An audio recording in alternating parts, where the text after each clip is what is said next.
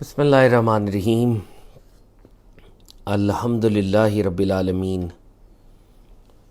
والصلاة والسلام علی اشرف الخلائق اجمعین، سید الاولین والآخرین، امام المرسلین وخاتم النبیین، سیدنا و مولانا و شفیعنا و حبیبنا و حبیب الہ العالمین، وعلى اہل بیتہ الطیبین الطاہرین الہداۃ المہدیین وصحبہ الاجمعین۔ الصلاۃ والسلام علیک یا سیدی یا رسول اللہ، وعلی آلک وصحبک یا سیدی یا حبیب اللہ۔ الصلاۃ والسلام علیک یا سیدی یا رسول اللہ، وعلی آلک وصحبک یا سیدی یا حبیب اللہ۔ السلام علیکم یا سیدۃ النساء العالمین یا فاطمۃ الزہرا، السلام علیکم یا امیر المؤمنین یا علی مولا، السلام علیکم یا ابا محمد الحسن، السلام علیکم یا ابا عبداللہ الحسین، السلام علیکم یا شیخ جنید البغدادی، السلام علیکم یا شیخ علی بن عثمان حجویری، السلام علیکم یا شیخ عبد القادر جیلانی، السلام علیکم خواجہ معین الدین چشتی اجمیری، السلام علیکم یا حضرت سید میرا حسین زنجانی۔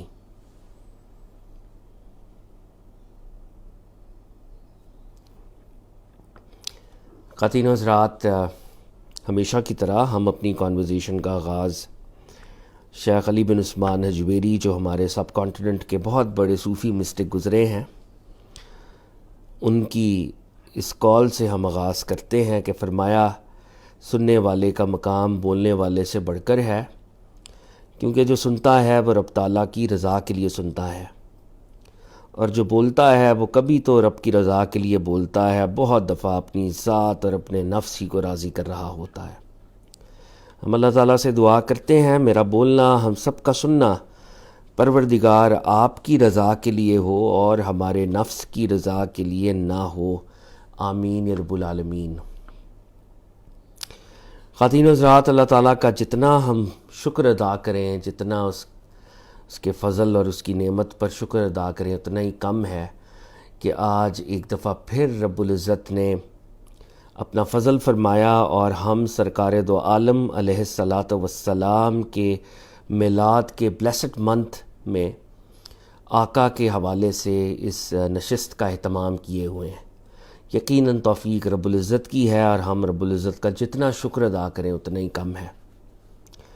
یہ جب کانورزیشنز کا آغاز ہوا تو چند دن پہلے ہم نے آپ سے گفتگو کرتے ہوئے یہ کہا اور اسکالرز سے خاص طور پہ یہ اپیل کی کہ پروفٹ صلی اللہ علیہ وآلہ وسلم کا یہ جو برتھ کا بلیسڈ مبارک مہینہ ہے، اس مہینے میں جو مسلمان خوشیاں مناتے ہیں تو اس کو کنٹروورشل یا ڈسپیوٹڈ نہیں کرنا چاہیے، متنازع نہیں بنانا چاہیے۔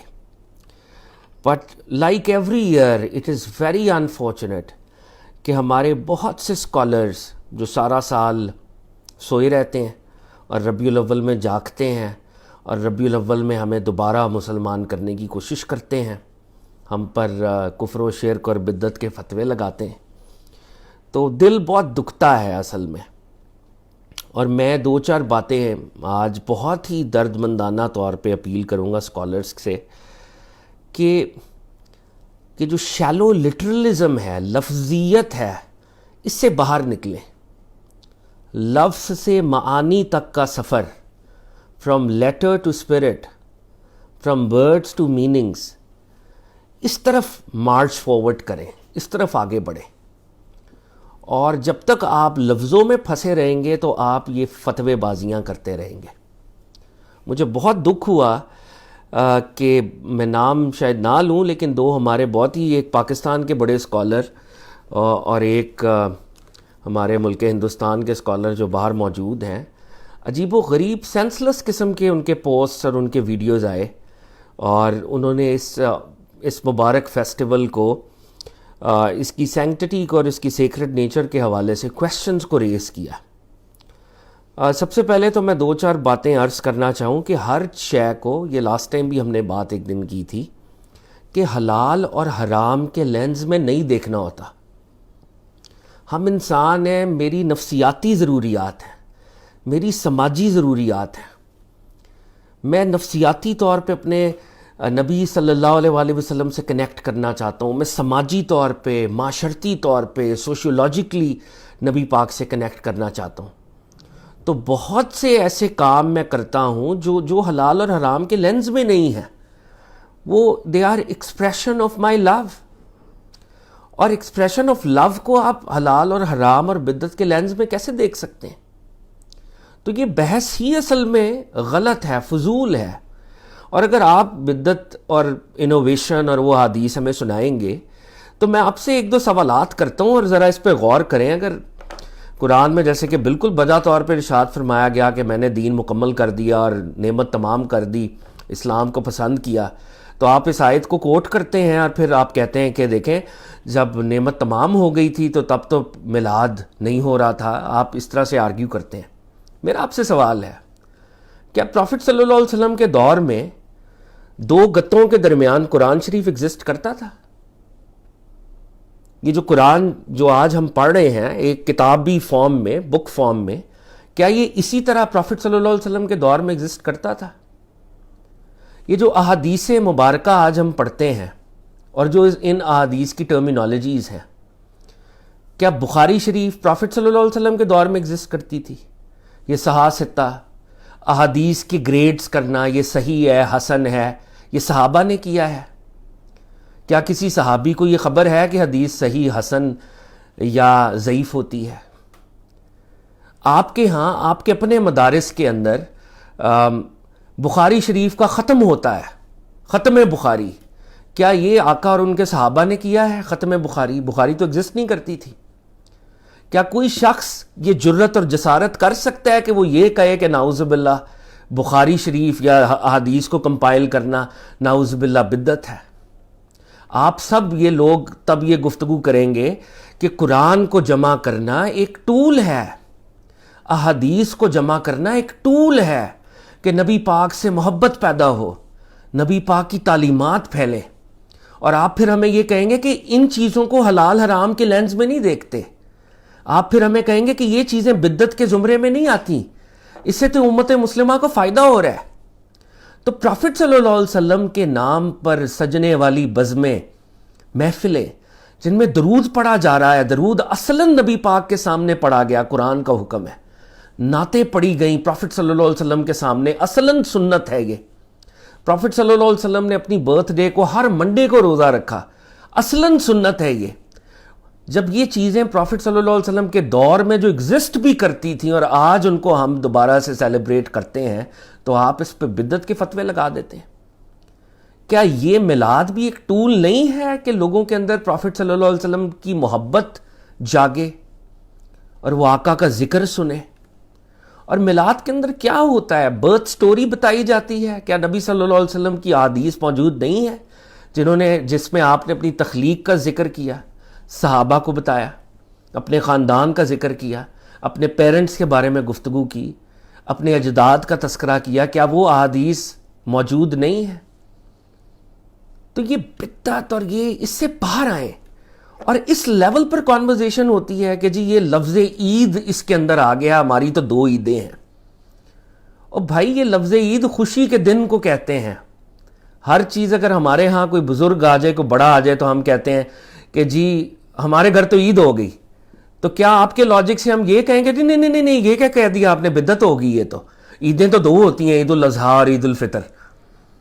تو بھائی یہ لینگویج ہوتی ہے، لینگویج میں، پوئٹری میں، آرٹ میں ورڈز کو اور طرح سے بھی استعمال کیا جاتا ہے۔ مسلمانوں نے جب میلاد کے دن کو عید میلاد النبی کہا تو یہ اپنی خوشی کے اظہار میں کہا کہ یہ ہمارے لیے خوشی کا دن ہے۔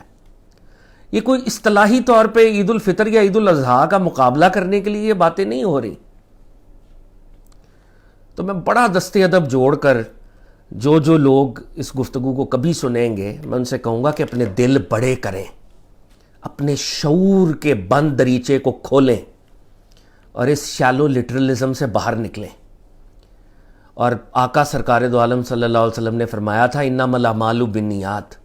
آج ہر مسلمان یہ نیت رکھ کر میلاد کو سیلیبریٹ کرتا ہے کہ ان کو سرکار دو عالم صلی اللہ علیہ وسلم کے آنے کی خوشی ہے. آقا نعمت عظمیٰ ہے, وہ اس نیت سے یہ کام کر رہا ہے. اور آپ اور میں, ہمیں یہ اختیار ہی نہیں ہے کہ کسی کے اوپر اس طرح کی فتویٰ بازیاں کریں. انما الاعمال بالنیات. اور ہر شے حلال حرام بدعت کے لینز میں نہیں ہوتی. ہم مسلمانوں کے بہت سے ٹولز ہیں. فقہ نبی پاک کے دور میں نہیں تھا, حدیث کا علم نبی پاک کے دور میں نہیں تھا, کیا ہم اس کو بدعت کہیں گے؟ ختم بخاری نبی پاک کے دور میں نہیں ہوتا تھا, کیا یہ بدعت ہے؟ ہر چیز بدعت نہیں ہوتی. شالو لٹرلزم سے باہر آ جائیں. اور میں آخر میں ضرور آپ کو ریمائنڈ کرانا چاہوں گا, ہمارے بہت سے دوست جو یہ سمجھتے ہیں آج کہ جو بات سعودی عرب سے آتی ہے وہی فائنل ہے, تو یہ بات ذہن میں رکھیں کہ سعودی عرب میں مختلف مکاتب فکر سے تعلق رکھنے والے لوگ حکمرانی کرتے رہے ہیں. جو رولر جس مکتبہ فکر کے پیچھے چلتا ہے وہ اپنی آئیڈیالوجی کو ایڈوانس کرتا ہے. آج سے 100 سال پہلے اور پیچھے 800-900 سال ملک حجاز میں وہی کچھ ہو رہا تھا جو یہاں پہ ہو رہا ہے. یہ 80-100 سال کی کہانی ہے. یہ نئی انوویشنز ہیں جو اب آئی ہیں, جو ہمیں اب دین دوبارہ سے بتایا جا رہا ہے. اب 1900 میں چلے جائیں, پیچھے چلے جائیں تو دیکھیں کہ مکہ اور مدینہ میں کیا ہوتا تھا. تو اپنے آپ کو ہسٹری کے لیول پر بھی اپنے شعور کو ذرا براڈن کریں اور چیزوں کو ان کے کانٹیکس میں دیکھنے کی عادت ڈالیں. اور یہ بہت ہی بدقسمتی ہوگی, بہت ہی بدبختی ہوگی کہ پروفٹ صلی اللہ علیہ وآلہ وسلم کے ذکر کی محفل کو کوئی بدعت یا انوویشن کہے. میں آخر میں اتنا ہی کہوں گا کہ محرم الحرام آتا ہے تو آل رسول کا ذکر ہوتا ہے. بہت سے ہم لوگ آل رسول کا ذکر کرتے ہیں تو ادھر آل امیہ کی باتیں کرنا شروع کی جاتی ہیں, یزید کو گلوریفائی کرنا شروع ہو جاتا ہے. اور وہی ٹولہ جب ربیع الاول شروع ہوتا ہے تو وہ پروفٹ صلی اللہ علیہ وسلم کے میلاد کے اوپر گفتگو کرنا شروع کر دیتا ہے.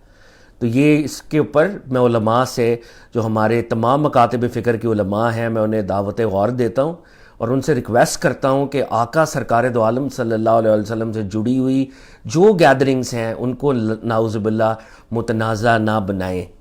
اپنی قبروں کو, اپنی قیامت کے دن کو خراب نہ کریں. یہ آقا سرکار دو عالم صلی اللہ علیہ وآلہ وسلم سے جڑے ہوئے فیسٹیولز ہیں. اور عید کے ورڈ پہ اتنی بحث ہوتی ہے تو ایک روایت میرے ذہن میں آ رہی ہے, بخاری مسلم میں ہے روایت. پروفٹ صلی اللہ علیہ وسلم اپنے گھر تشریف لائے یا گھر میں آلریڈی موجود تھے تو کچھ خواتین گا رہی تھیں.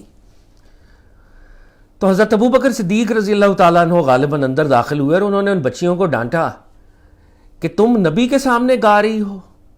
انہوں نے ادباً ریمائنڈ کرایا اور سرکار دو عالم صلی اللہ علیہ وسلم نے کہا ابوبکر ان کو روک دو.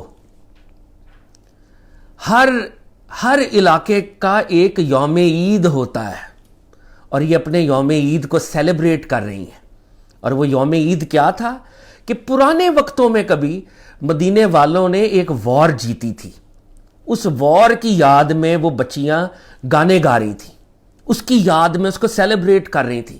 اور آقا علیہ الصلوۃ والسلام ان کو اجازت دے رہے تھے کہ ان کو سیلیبریٹ کرنے دیا جائے.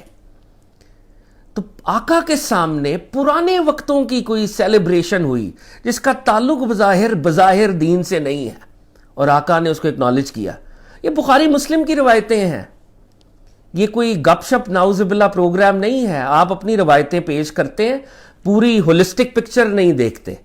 تو یہ میسیجز کہ جی اس عید کی نماز کب پڑھنی ہے, سارکاسٹک میسیجز اور پوسٹ کرنا, یہ شرم آنی چاہیے ہم سب کو کہ کل سرکار دو عالم صلی اللہ علیہ وسلم سے جب ہمارا مقابلہ, ہماری ملاقات ہو, ہم ان کے سامنے ہوں تو آقا کے سامنے صلی اللہ علیہ وآلہ وسلم کیا منہ لے کر ہم جائیں گے کہ آقا علیہ الصلوۃ والسلام آپ کے نعتوں کی محافل کو ہم نے روکنے کی کوشش کی, ان کو ہم نے بدعت کہا نعوذ باللہ. اور میں اپنے دوستوں سے یہ کہوں گا آخر میں کہ آپ جو آقا کی بزم سجاتے ہیں اس میں وہ ادب رکھیں کہ جب وہ نعتیں پڑھیں ان طرزوں کے ساتھ پڑھیں, اس ادب کے ساتھ پڑھیں کہ آپ کی جو فوٹیج ہے جب آقا کے سامنے نشر ہو تو آقا خوش ہوں صلی اللہ علیہ وآلہ وسلم, آقا کی چہرے پر فرحت اور شادمانی ہو. تو ہمیں یہ کرنا ہے کہ آقا کے ذکر کو اس ادب کے ساتھ کریں کہ کل کو ہماری فوٹیج وہاں پر چلے یا پریزنٹ ہو یا فرشتے لے کے جائیں تو آقا خوش ہوں اور ہمارے لیے بھی باعث اطمینان ہو. ایسی حرکات و سکنات اور ایسے انداز میں نعتیں اور ذکر نہ کریں جو کہ آقا صلی اللہ علیہ وآلہ وسلم کے شایان شان نہیں ہے. ہمیں خود بھی اپنے آپ کو بھی کلینز کرنا ہے, ہمیں بھی کرنا ہے. جو ذکر کر رہے ہیں, جو نعتیں پڑھ رہے ہیں, جو درود و سلام پڑھ رہے ہیں, we also need to cleanse ourselves. تو یہ دو باتیں میں نے کرنی تھیں. اللہ تعالی ہم سب کو ہدایت دے اور ہم سب کو سرکار دو عالم صلی اللہ علیہ وسلم کی محبت عطا کرے اور سافنس عطا کرے, قلوب میں نرمی عطا کرے, اور ہم سب کو, کل انسانیت کو آقا سے جڑنے کی توفیق عطا فرمائے. ہم اپنے فارمیٹ کے مطابق آغاز میں کچھ نریشن سنیں گے اور سیرت طیبہ کا ہم مطالعہ کر رہے ہیں کلیکٹیولی, تو آج ہم سیرت کے فردر ایونٹس کو دیکھیں گے. تو انشاءاللہ صبا صاحبہ ہمارے ساتھ پہلے نریشنز شیئر کرتی ہیں.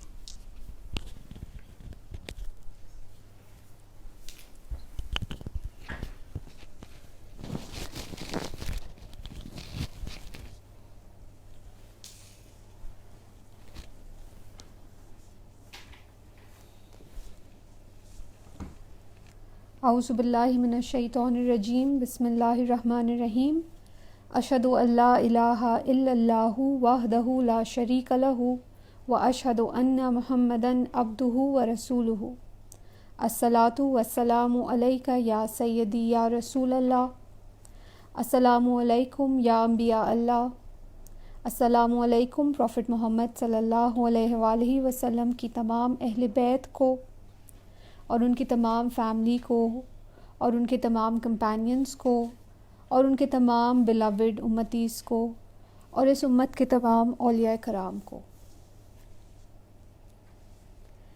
اور سلام ہے شہر لاہور کے بہت ہی پیارے بزرگ حضرت علی بن عثمان حجویری کو اور حضرت عبد القادر جیلانی کو.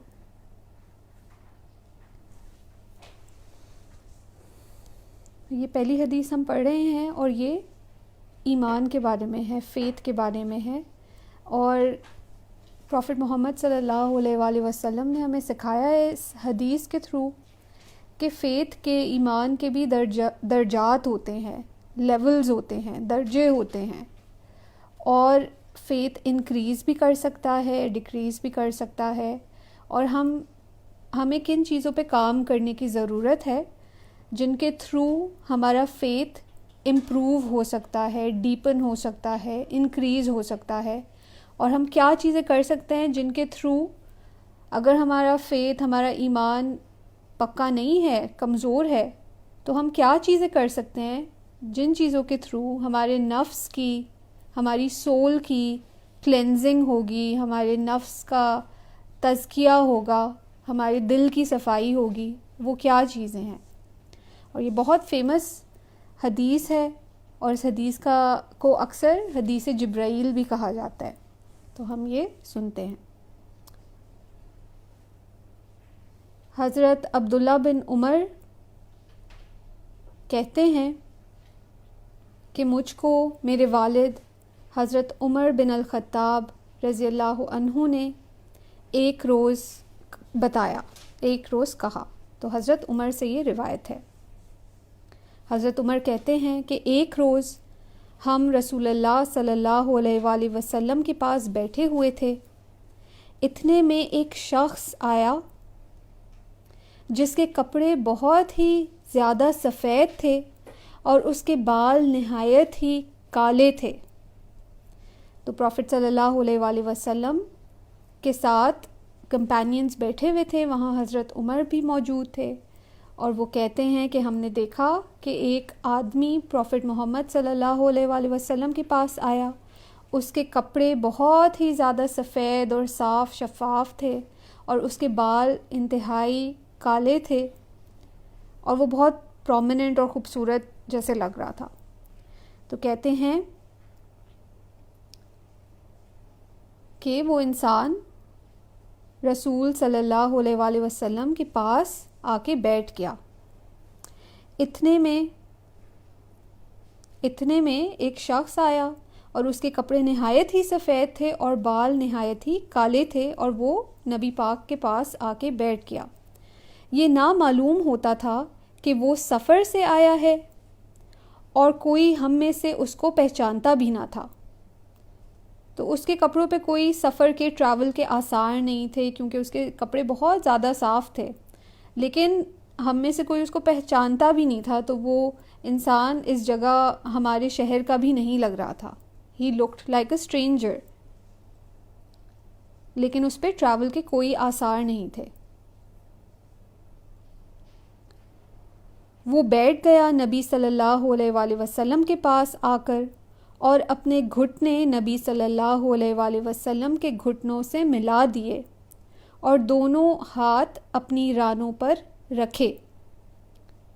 تو بہت ہی ادب سے آ کے وہ پروفٹ صلی اللہ علیہ وآلہ وسلم کے بالکل قریب آ کے بیٹھ گئے اور اپنے گھٹنے پروفٹ صلی اللہ علیہ وآلہ وسلم کے گھٹنوں کے ساتھ جوڑ کر زمین پہ بیٹھے. اس کا مطلب یہ ہے کہ بہت ہی قریب آ کے ان کے بیٹھے, اور جب آپ کے نیز کسی اور کے نیز کے ساتھ جوڑ کے آپ بیٹھتے ہیں تو آپ ان کو ڈائریکٹلی فیس کر رہے ہوتے ہیں, آپ ان کے بالکل سامنے اور بالکل قریب آ کے آپ بیٹھتے ہیں, اور ہاتھ انہوں نے اپنے نیز پہ رکھ لیے, اپنے نیز پہ رکھ لیے. تو بہت ہی ادب کے ساتھ اور بہت ہی قریب آ کے پروفٹ صلی اللہ علیہ وآلہ وسلم کے بالکل سامنے آ کے بیٹھ گئے.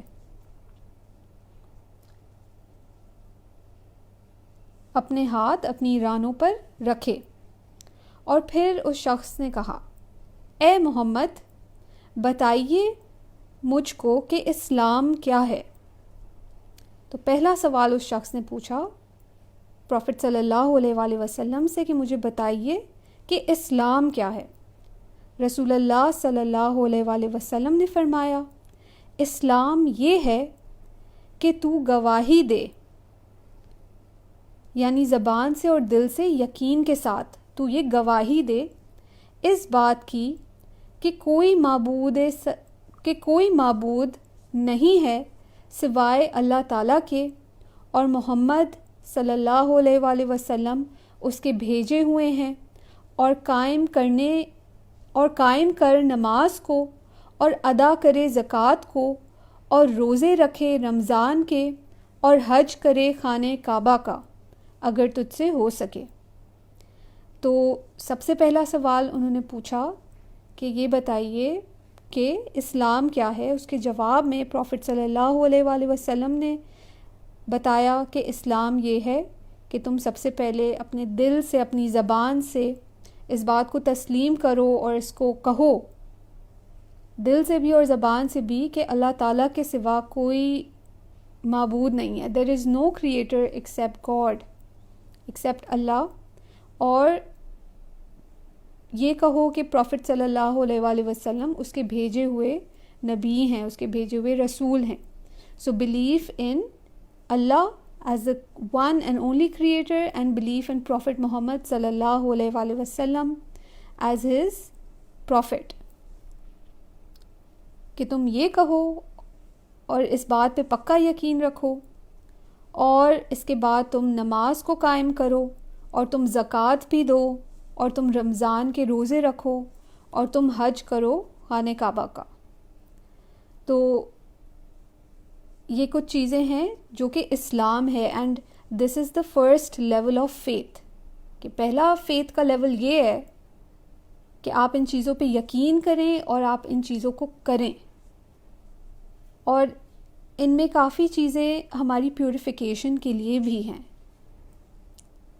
نماز کے ذریعے سے, زکوٰۃ کے ذریعے سے, حج کے ذریعے سے, روزے رکھنے کے ذریعے سے, اور یہ کہنے کے ذریعے سے, وٹنس کرنے کے ذریعے سے کہ اللہ ایک ہے اور نبی صلی اللہ علیہ وآلہ وسلم ان کے رسول ہیں.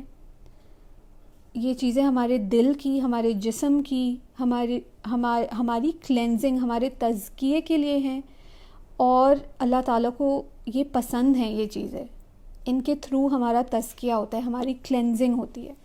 تو یہ فیتھ کا پہلا لیول ہے, اور یہ آؤٹ ورڈ شیل ہے ایک طریقے کا, بیکاز یہ سب ایکشنز, کافی کچھ ان میں ایکشنز ہیں. آپ حج کرتے ہیں, آپ فزیکلی یہ چیزیں کر رہے ہوتے ہیں. آپ نماز پڑھتے ہیں, آپ کھڑے ہو کے نماز پڑھتے ہیں. آپ روزہ رکھتے ہیں, تو these are all physical actions of faith. So یہ پہلا لیول ہے فیتھ کا, ایمان کا, اسلام. اس کے بعد حدیث میں آتا ہے کہ اس شخص نے کہا اے محمد آپ نے سچ کہا. اور حضرت عمر کہتے ہیں کہ ہم کو تعجب ہوا کہ آپ صلی اللہ علیہ وآلہ وسلم سے ہی یہ سوال پوچھتا ہے اور پھر آپ ہی سے کہتا ہے کہ آپ نے سچ کہا. تو حضرت عمر کہہ رہے کہ ہم لوگ جو بیٹھے ہوئے دیکھ رہے تھے اور سن رہے تھے ہمیں بڑا سرپرائز ہوا, وی ور شاکڈ, اور ہمیں تعجب ہوا کہ ایک تو یہ انسان اسٹرینجر لگ رہا ہے, آ کے بیٹھتا ہے پروفٹ صلی اللہ علیہ وآلہ وسلم کے پاس, ان سے سوال کرتا ہے اور سوال وہی شخص کرتا ہے جس کو جواب نہیں آتا ہو, لیکن جواب سننے کے بعد وہ ان کو یہ بھی کہہ رہا ہے کہ جی آپ بالکل ٹھیک کہہ رہے ہیں, آپ کا جواب بالکل صحیح ہے. تو ان کو یہ معاملہ بہت اسٹرینج لگا حضرت عمر کو, کہ سوال پوچھنے کے بعد یہ کہتا ہے کہ آپ نے بالکل سچ کہا. پھر حضرت عمر فرماتے ہیں کہ پھر وہ شخص دوبارہ بولا مجھ کو بتائیے اے محمد کہ ایمان کیا ہے. اب سیکنڈ لیول آف فیتھ کے بارے میں وہ سوال کرتے ہیں, کہتے ہیں کہ بتائیے ایمان کیا ہے. تو آپ صلی اللہ علیہ وآلہ وسلم نے فرمایا ایمان یہ ہے کہ تو یقین کرے دل سے اللہ پر,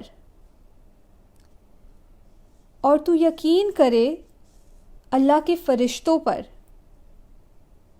کہ وہ اللہ کی پاک فرشتے ہیں اور اس کا حکم بجا لاتے ہیں اور اللہ نے ان کو بڑی طاقت دی ہے. تو فرشتوں کا ایک فنکشن ہے. اب آپ ایمان کے لیول پہ جب آپ اپنا فیتھ ڈیولپ کریں گے تو آپ دیکھیں گے ان چیزوں کے بارے میں بتایا جا رہا ہے اس حدیث میں جو چیزیں ہمیں ظاہری طور پہ نظر نہیں آتی ہیں. فرسٹ لیول میں اسلام کے لیول پہ ہم ظاہری ایکشنز جو چیزیں ہمیں نظر آ رہی ہوتی ہیں زیادہ تر وہ کر رہے تھے, ان پہ فیتھ ڈیولپ کر رہے تھے تھرو ایکشن. لیکن یہ سیکنڈ لیول پہ کہ ایمان کیا ہے, یہ وہ چیزیں ہیں جن پہ آپ فیتھ ڈیولپ کر رہے ہیں جو آپ دیکھ نہیں سکتے بظاہر. تو وہ پوچھتا ہے کہ مجھے بتائیے کہ ایمان کیا ہے. تو آپ صلی اللہ علیہ وآلہ وسلم کہتے ہیں کہ ایمان یہ ہے کہ تو یقین کرے اللہ پر اور اللہ کے فرشتوں پر اور اللہ کے پیغمبروں پر اور پچھلے دن یعنی قیامت کے دن پر جو روز حساب کتاب ہوگا اور اچھے اور برے اعمال کی جانچ پڑتال ہوگی اس دن, اور یقین کرے تو تقدیر پر کہ برا اور اچھا سب کچھ اللہ پاک کی طرف سے ہے, یعنی وہ سب چیزوں کا خالق ہے. تو ایمان کے لیول پہ کیا چیزیں بتائیں کہ تم نے یقین کرنا ہے اللہ پر, دیٹ اللہ exist and he is all powerful, اور اللہ کو ہم بظاہر دیکھ نہیں سکتے, اور فرشتوں پر کہ وہ اللہ تعالیٰ کی آرمی ہے, ان کے تھرو اللہ اپنے نظام کو چلاتے ہیں, ان کو بھی ہم دیکھ نہیں سکتے, اور پیغمبروں پر, اور ہر پیغمبر کو ہم دیکھ بھی نہیں سکتے. جن لوگوں نے ان کا ظاہری وقت پایا انہوں نے ان کو دیکھا, اور پھر باقی امتیں یا اس ٹائم میں بھی ہم اپنے نبی کو دیکھ نہیں سکتے بظاہر, لیکن وہ موجود ہیں. تو اللہ تعالیٰ ہمیں کہہ رہے ہیں, بتا رہے ہیں کہ میں موجود ہوں, believe in me because I exist, I am there. اسی طرح تم دیکھ نہیں سکتے فرشتوں کو لیکن دے آر دیر. اسی طرح تم دیکھ نہیں سکتے پیغمبروں کو but they are there. اور وہ آگے کہتے ہیں کہ اور پچھلے دن یعنی روز قیامت, کہ وہ دن آخری دن آنا ہے جس دن تمہارا حساب کتاب ہوگا, اور اس ڈے آف ججمنٹ کو بھی ہم دیکھ نہیں سکتے ابھی, لیکن وہ کہہ رہے ہیں کہ اس پہ یقین رکھو کہ وہ دن آنا ہے. That day will come and believe in it. اس پہ یقین رکھو ایک پختگی کے ساتھ کہ یہ دن آنا ہے اور اس دن تمہارا حساب کتاب ہوگا. اور تم یقین رکھو تقدیر پر کہ ہر اچھی اور بری چیز اللہ تعالیٰ کی قدرت سے, اللہ تعالیٰ کی پاور سے, اللہ تعالیٰ کی حکمت سے ہے, اللہ تعالیٰ کے ڈیسیجن سے ہے.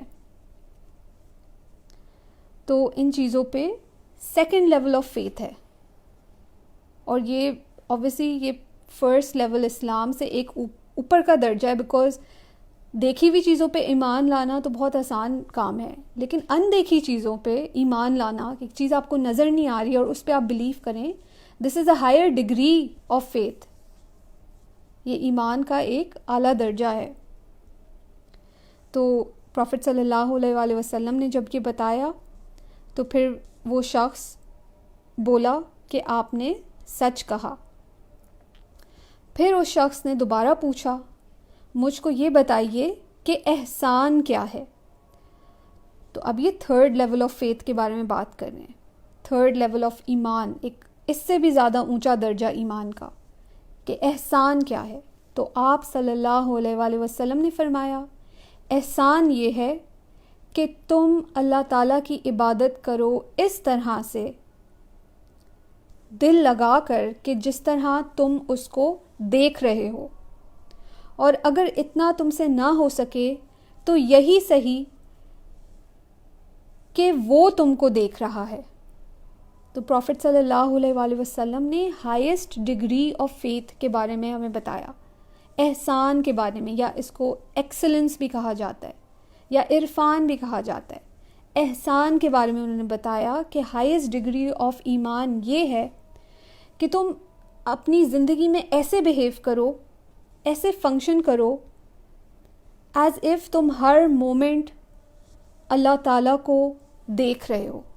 اور اگر ہماری یہ کانشیسنس بیدار ہو جائے کہ ہم ہر مومنٹ اللہ کو واقعی دیکھ پائیں تو ہم اللہ کے لو میں ہر وقت ہوں گے، ہم اللہ سے ہر وقت محبت کریں گے، اور ہم اللہ تعالیٰ کی مخلوق سے ہر وقت محبت کریں گے.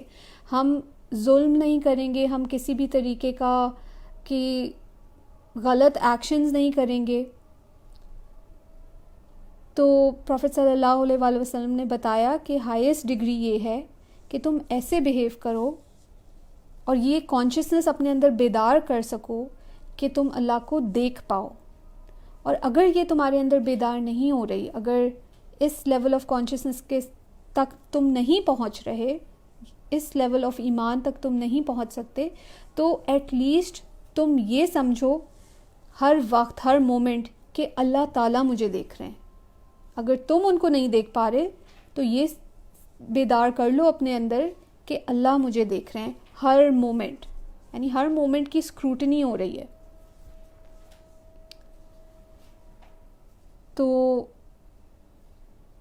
بہت خوبصورت ہے کہ احسان یہ ہے کہ اللہ کی عبادت تو ایسے کرے کہ جیسے تم اللہ کو دیکھ رہے ہو، اور اگر تم اتنا نہیں کر سکتے تو یہی کرو کہ اللہ تمہیں دیکھ رہا ہے. پھر اس شخص نے کہا بتائیے مجھ کو کہ قیامت کب ہوگی. تو آپ صلی اللہ علیہ وآلہ وسلم نے فرمایا اس کو جس سے پوچھتے ہو وہ خود پوچھنے والے سے زیادہ نہیں جانتا. یعنی کہ قیامت کی نالج اللہ تعالیٰ کے پاس ہے کہ وہ قیامت کا مومنٹ کب آئے گا، گاڈ ہیز دیٹ نالج. تو وہ کہہ رہے ہیں کہ نہ میں جانتا ہوں اور نہ آپ جانتے ہیں. وہ شخص بولا کہ آپ مجھے قیامت کی نشانیاں بتائیں. تو آپ صلی اللہ علیہ وآلہ وسلم نے فرمایا کہ ایک نشانی یہ ہے کہ لونڈی اپنی مالکہ کو جنے گی، اور دوسری نشانی یہ ہے کہ تم دیکھو گے کہ جن کے پاؤں میں جوتا نہ تھا، تن پر کپڑا نہ تھا، جو کنگال تھے وہ بڑی بڑی عمارتیں بنا رہے ہیں. یعنی کہ the very poor people are going to be building very expensive and huge buildings. تو یہ کچھ نشانیاں ہیں. اور راوی نے پھر کہا کہ پھر وہ شخص چلا گیا. یہ 3 سوال پوچھنے کے بعد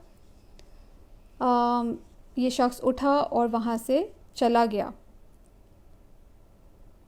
اور حضرت عمر کہتے ہیں کہ میں بڑی دیر تک ٹھہرا رہا، اور اس کے بعد آپ صلی اللہ علیہ وآلہ وسلم نے مجھ سے فرمایا کہ اے عمر تو جانتا ہے کہ یہ پوچھنے والا کون تھا؟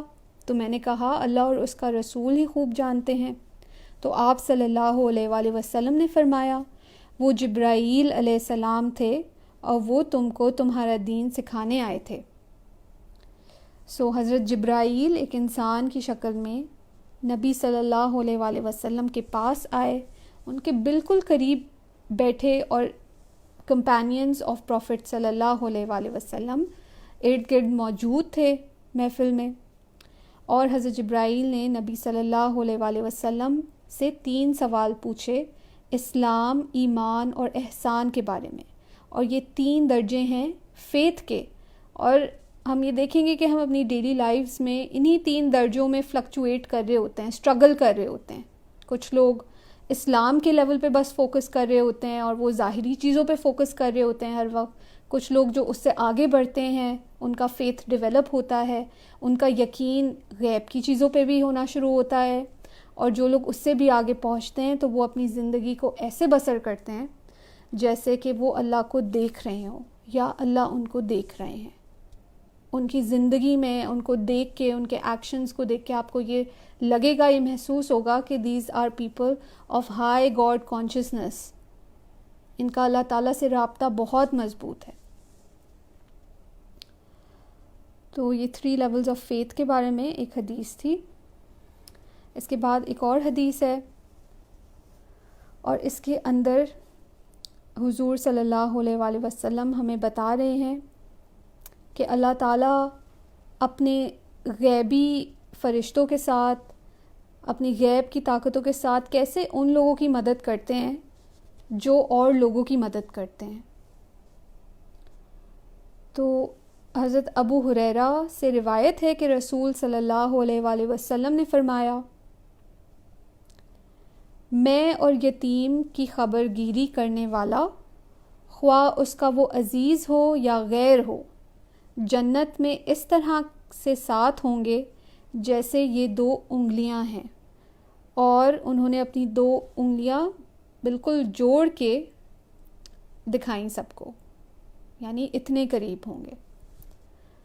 تو اگر اس پہ ہم غور کریں, تھوڑا سا ریفلیکٹ کریں, تو یتیم کون ہوتا ہے, ایک آرفن کون ہوتا ہے؟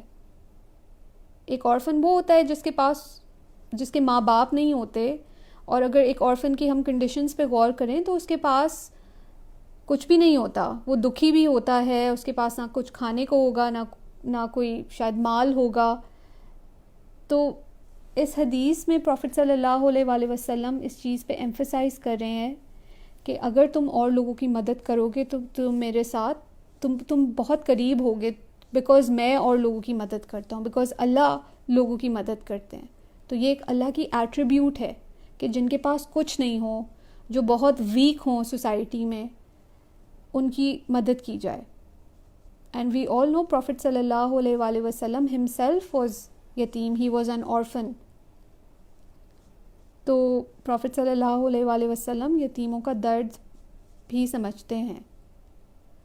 تو کہنے کہ یتیم کی خبر گیری, یتیموں کی دیکھ بھال کرنے والا, چاہے وہ یتیم اس کا عزیز ہو یا کوئی اسٹرینجر ہی ہو, وہ میرے ساتھ, وہ انسان جنت میں بالکل قریب ہوگا, ایسا جیسے کہ میری یہ 2 انگلیاں بھی قریب ہیں. اور یہ ایک اور حدیث ہے, ابو ہریرہ روایت کر رہے ہیں کہ رسول صلی اللہ علیہ وآلہ وسلم نے فرمایا, ایک بار ایک مرد ایک میدان میں سے گزر رہا تھا اور اس نے ایک بادل میں سے ایک آواز سنی, اور بادل سے آواز آ رہی تھی کہ فلاں کے باغ کو سینچ دے, اریگیٹ کر دے. تو ایک شخص ایک میدان میں تھا اور آسمان میں ایک بادل تھا, بادل سے اس نے ایک آواز سنی کہ اس شخص کے باغ کو جا کے تم سیراب کرو, تم پانی دو, تم اریگیٹ کرو. اس آواز کے سننے کے بعد بادل ایک طرف چلا گیا اور ایک پتھریلی زمین میں پانی برسایا. ایک نالی وہاں کی نالیوں میں سے بالکل لباب ہو گئی, بھر گئی. سو وہ شخص برستے پانی کے پیچھے پیچھے گیا. تو یہ آواز سنتے ہی بادل نے پانی برسایا, اور ایک نالی تھی وہاں پہ, ایک سٹریم تھی, وہ پانی سے بھر گئی, اور یہ شخص جس نے یہ آواز سنی تھی بادل سے، یہ اس پانی کو، اسٹریم کو اب فالو کرتے کرتے آگے چلنے لگا. کچھ دور جانے کے بعد اس نے ایک مرد کو دیکھا کہ وہ اپنے باغ میں کھڑا پانی کو اپنے پھاوڑے سے ادھر ادھر کرتا ہے. تو یہ شخص پانی کی اسٹریم کو فالو کرتے کرتے آگے گیا. تھوڑے آگے گیا تو ایک اور باغ آیا، اور اس باغ کے اندر ایک آدمی تھا، اور اپنے ٹولز کے ذریعے سے وہ جو نہر آ رہی تھی اس کا پانی لے کے اپنے باغ کے اندر لا رہا تھا، کھود رہا تھا. وہ کوئی نالی کھود رہا ہوگا تاکہ مین اسٹریم سے، ایک نالی کے ذریعے سے اس کے باغ میں پانی آئے. تو اس نے باغ والے مرد سے کہا، اب یہ شخص جو آبزرو کر رہا تھا، اس نے باغ کے اندر جو انسان تھا جو پانی لا رہا تھا اپنے باغ کے اندر، اس سے کہا، اے اللہ کے بندے، تیرا نام کیا ہے؟ تو اس نے کہا، میرا نام فلاں ہے، یعنی اس نے اپنا نام بتایا. وہی نام جو بادل میں سنا تھا اس کا وہی نام تھا. تو یہ جو بندہ اس سے سوال پوچھ رہا ہے، اس نے کہا کہ میں نے جب اس سے نام پوچھا تو اس نے وہی نام بتایا جو میں نے بادل میں جو آواز آئی تھی اس میں سنا تھا نام. پھر باغ والے نے اس شخص سے کہا کہ اے اللہ کے بندے، تو نے میرا نام کیوں پوچھا ہے؟ تو وہ بولا، میں نے بادل میں سے ایک آواز سنی تھی جس بادل کا یہ پانی ہے، اور میں نے سنا کہ کوئی کہتا ہے کہ فلاں کے باغ کو جا کے سینچ کر دے، اور وہ تیرا ہی نام لے رہا تھا. یعنی بادل میں نے تمہارا نام سنا کہ کوئی حکم دے رہا ہے کہ جاؤ اور اس فلاں بندے کے باغ کو جا کے پانی دو. تو اس باغ میں اللہ تعالیٰ کے احسان کی کیا شکر گزاری کرتا ہے؟ تو اس نے بڑا وہ کیوریس ہوا کہ ایک بادل میں اس کا نام کیسے آیا. تو اس شخص سے اس نے پوچھا کہ تم ایسا کیا کام کرتے ہو اپنے باغ میں کہ یہ بادل میں نے تمہاری آواز سنی، اور یہ جو پانی تم لا رہے ہو اپنے ٹولز کے ذریعے سے اپنے باغ میں، تم اس کا کیا کرو گے؟ تو باغ والے نے کہا، جب کہ تو نے یہ کہا تو اب میں کہتا ہوں کہ جو بھی اس باغ سے پیدا ہوگا اس کا 1/3 حصہ اس کی میں خیرات کروں گا اللہ کی راہ میں. تو کہہ رہا ہے کہ اب تم نے کیونکہ مجھ سے سوال پوچھا اور مجھے سارا واقعہ سنایا ہے، تو میں تم سے شیئر کرتا ہوں کہ یہ جو پانی آ رہا ہے نا میرے باغ میں، جس کو میں استعمال کر رہا ہوں، اور اس سے پھر میری فصل اگے گی، یا جو کچھ بھی میرے باغ میں اگے گا، اس کا 1/3 حصہ، 1/3 حصہ میں اللہ کی راہ میں لوگوں میں تقسیم کروں گا، چیریٹی کروں گا، اس کا میں صدقہ خیرات کروں گا، 1/3. اور 1/3 میں اور میرے بال بچے کھائیں گے، اور 1/3 اس کا حصہ میں اپنی فیملی میں تقسیم کروں گا، اور 1/3 اس باغ کی مرمت میں خرچ کروں گا، اور جو لاسٹ ریمیننگ 1/3 ہوگا اس کو میں اس باغ کی مرمت کے لیے، اس کے ٹولز لانے کے لیے، اس کی مینٹیننس کے لیے میں استعمال کروں گا. تو اس حدیث سے ہمیں کیا پتہ چل رہا ہے کہ اللہ تعالیٰ اپنے فرشتوں کے ذریعے سے اپنے فرشتوں کو ان جگہوں پہ بھیجتا ہے جہاں پہ لوگ اوروں کی مدد کر رہے ہوتے ہیں. اور یہ انسان جو اپنے باغ میں کام کر رہا تھا، یہ اللہ تعالیٰ کی نعمت کو، بارش کو استعمال کر رہا تھا ان اے وے کہ وہ سب کے لیے فائدہ مند ہوں. تو جو لوگ سب کے لیے فائدہ کرتے ہیں کسی بھی لیول پہ، ان کی نعمتوں میں اضافہ ہوتا ہے. اسی لیے کہتے ہیں کہ آپ صدقہ خیرات زیادہ کریں، کیونکہ جب آپ کی ذات سے کسی کو نقصان نہیں پہنچے گا، آپ کی ذات کسی کے لیے فائدہ مند ہوگی، تو اللہ آپ کو نعمتیں مزید دیں گے، زیادہ دیں گے، تاکہ اوروں کو آپ کے تھرو فائدہ ہو. اور اللہ کے نظام میں جتنی بھی مخلوقات ہیں وہ آپ کی اس سسٹم آف خیر میں مدد کریں گی کہ آپ لوگوں کو دینے والے ہوں. اور اللہ کے رزق میں بے شمار چیزیں ہیں. اللہ کے رزق میں نالج بھی ہوتی ہے، اللہ کے رزق میں کھانے پینے کی بھی چیزیں ہوتی ہیں، بارش بھی ہوتی ہے، اللہ کے رزق میں کائنڈنس اور لو بھی ہوتا ہے. تو آپ کو جو بھی نعمت ملے، اگر آپ اس کو تقسیم کریں گے اور لوگوں میں، تو اللہ اس نعمت میں آپ کے لیے اضافہ فرمائیں گے. بہت خوبصورت حدیث تھی. ایک اور حدیث ہے، ہم پڑھتے ہیں، تزکیے کے بارے میں ہے، پیوریفیکیشن آف دا سول. تو ایک شخص نے پروفٹ صلی اللہ علیہ وآلہ وسلم کے پاس آ کے پوچھا کہ یا رسول اللہ، تزکیہ نفس کیا ہوتا ہے؟ What is purification of the civil? تو پروفٹ صلی اللہ علیہ وآلہ وسلم نے اس کو جواب دیا that the person knows, that one knows that Allah is with him wherever he is.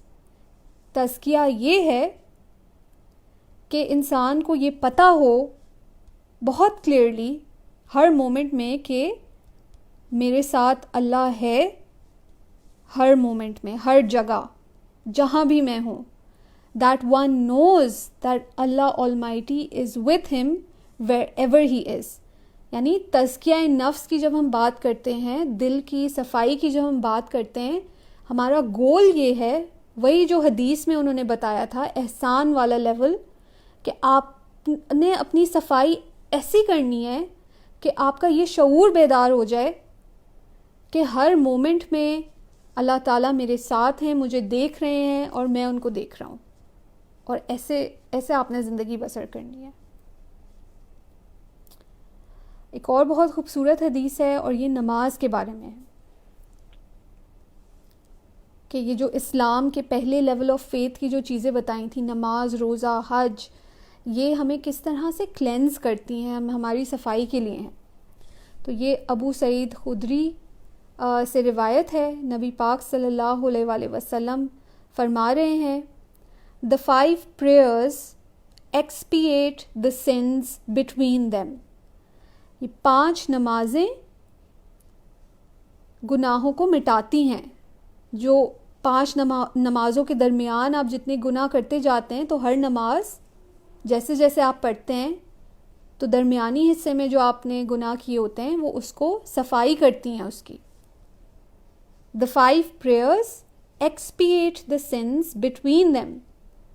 You see that if there were 5 rivers between a working man's house and his place of work, he would depart for work as much as Allah willed, and he would be covered in dirt or grime. Every time he passed by a river, it would cleanse him from that filth. Likewise, each time he commits a sin, or as much as Allah willed, then he prayed for forgiveness, he would be forgiven just as he had been before it. تو اس حدیث میں profit صلی اللہ علیہ وآلہ وسلم بتا رہے ہیں کہ جو 5 نمازیں ہیں وہ 5 ریورز کی طرح ہیں، 5 صاف شفاف دریاؤں کی طرح ہیں. اور یہ ایسے جیسے ایک انسان صبح میں اٹھ کے اپنے کام پہ گیا اور راستے میں 5 ریورز آتی رہیں، تو وہ رک کے ہر دریا کے اندر نہائے اگر، تو یہ بالکل ایسے، اور وہ صاف ہوتا جائے. تو یہ ایسے ہے جیسے کہ آپ اگر پورے دن میں 5 نمازیں پڑھ رہے ہیں، تو اگر آپ سے کوئی گناہ ہو جاتا ہے، کوئی غلط کام ہو جاتا ہے، اور پھر آپ نماز پڑھتے ہیں، تو آپ کی صفائی ساتھ ساتھ ہوتی رہتی ہے. سو دن میں 5 دفعہ آپ کی کلینزنگ ہوتی ہے، مائنڈ فلنس کی ہوتی ہے، الائنمنٹ آپ کی ہو رہی ہوتی ہے، ذہن کی صفائی، دل کی صفائی آپ کی ہو رہی ہوتی ہے، اور 5 دفعہ آپ اللہ سے فرگیونیس طلب کر رہے ہوتے ہو. سو اسینشلی آپ اللہ کو یاد کر رہے ہوتے ہو، آپ واپس ایک اسٹیٹ آف پیورٹی کی طرف آ رہے ہوتے ہو.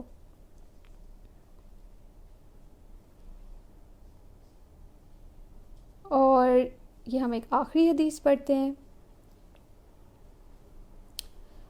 ابو انابہ کہتے ہیں کہ پروفٹ صلی اللہ علیہ وآلہ وسلم نے فرمایا، Verily Allah has vessels among the people of the earth, and the vessels of your Lord are the hearts of his righteous servants.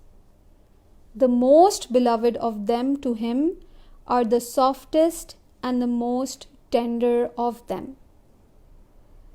تو کہہ رہے ہیں کہ پروفٹ صلی اللہ علیہ وآلہ وسلم فرما رہے ہیں کہ اللہ تعالیٰ کہ ویسلز ہیں اس دنیا میں نا، کہ اور وہ ویسلز کیا ہیں؟ لوگوں کے دل ہیں. اور اللہ کو کون سے دل پسند ہیں؟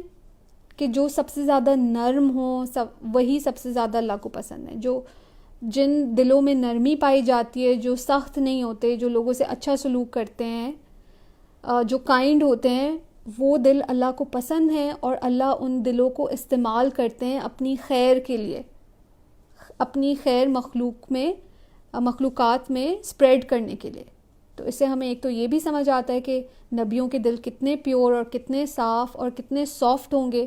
وہ ہارڈ ہارٹیڈ مین لوگ نہیں ہیں، وہ مخلوقات سے رحم کرنے والے لوگ ہیں. اور وہ اللہ تعالیٰ کی رحمت، اللہ تعالیٰ کی کائنڈنس کو پھیلاتے ہیں مخلوق میں. وہ ویسلز ہیں اللہ کے، انہیں استعمال کیا جاتا ہے ان کے دلوں کو. تو اللہ تعالیٰ ہمیں بھی نرم دل عطا کریں اور ہماری بھی کلینزنگ ہو اور ہم بھی لوگوں سے اچھا پیش آئیں. آمین.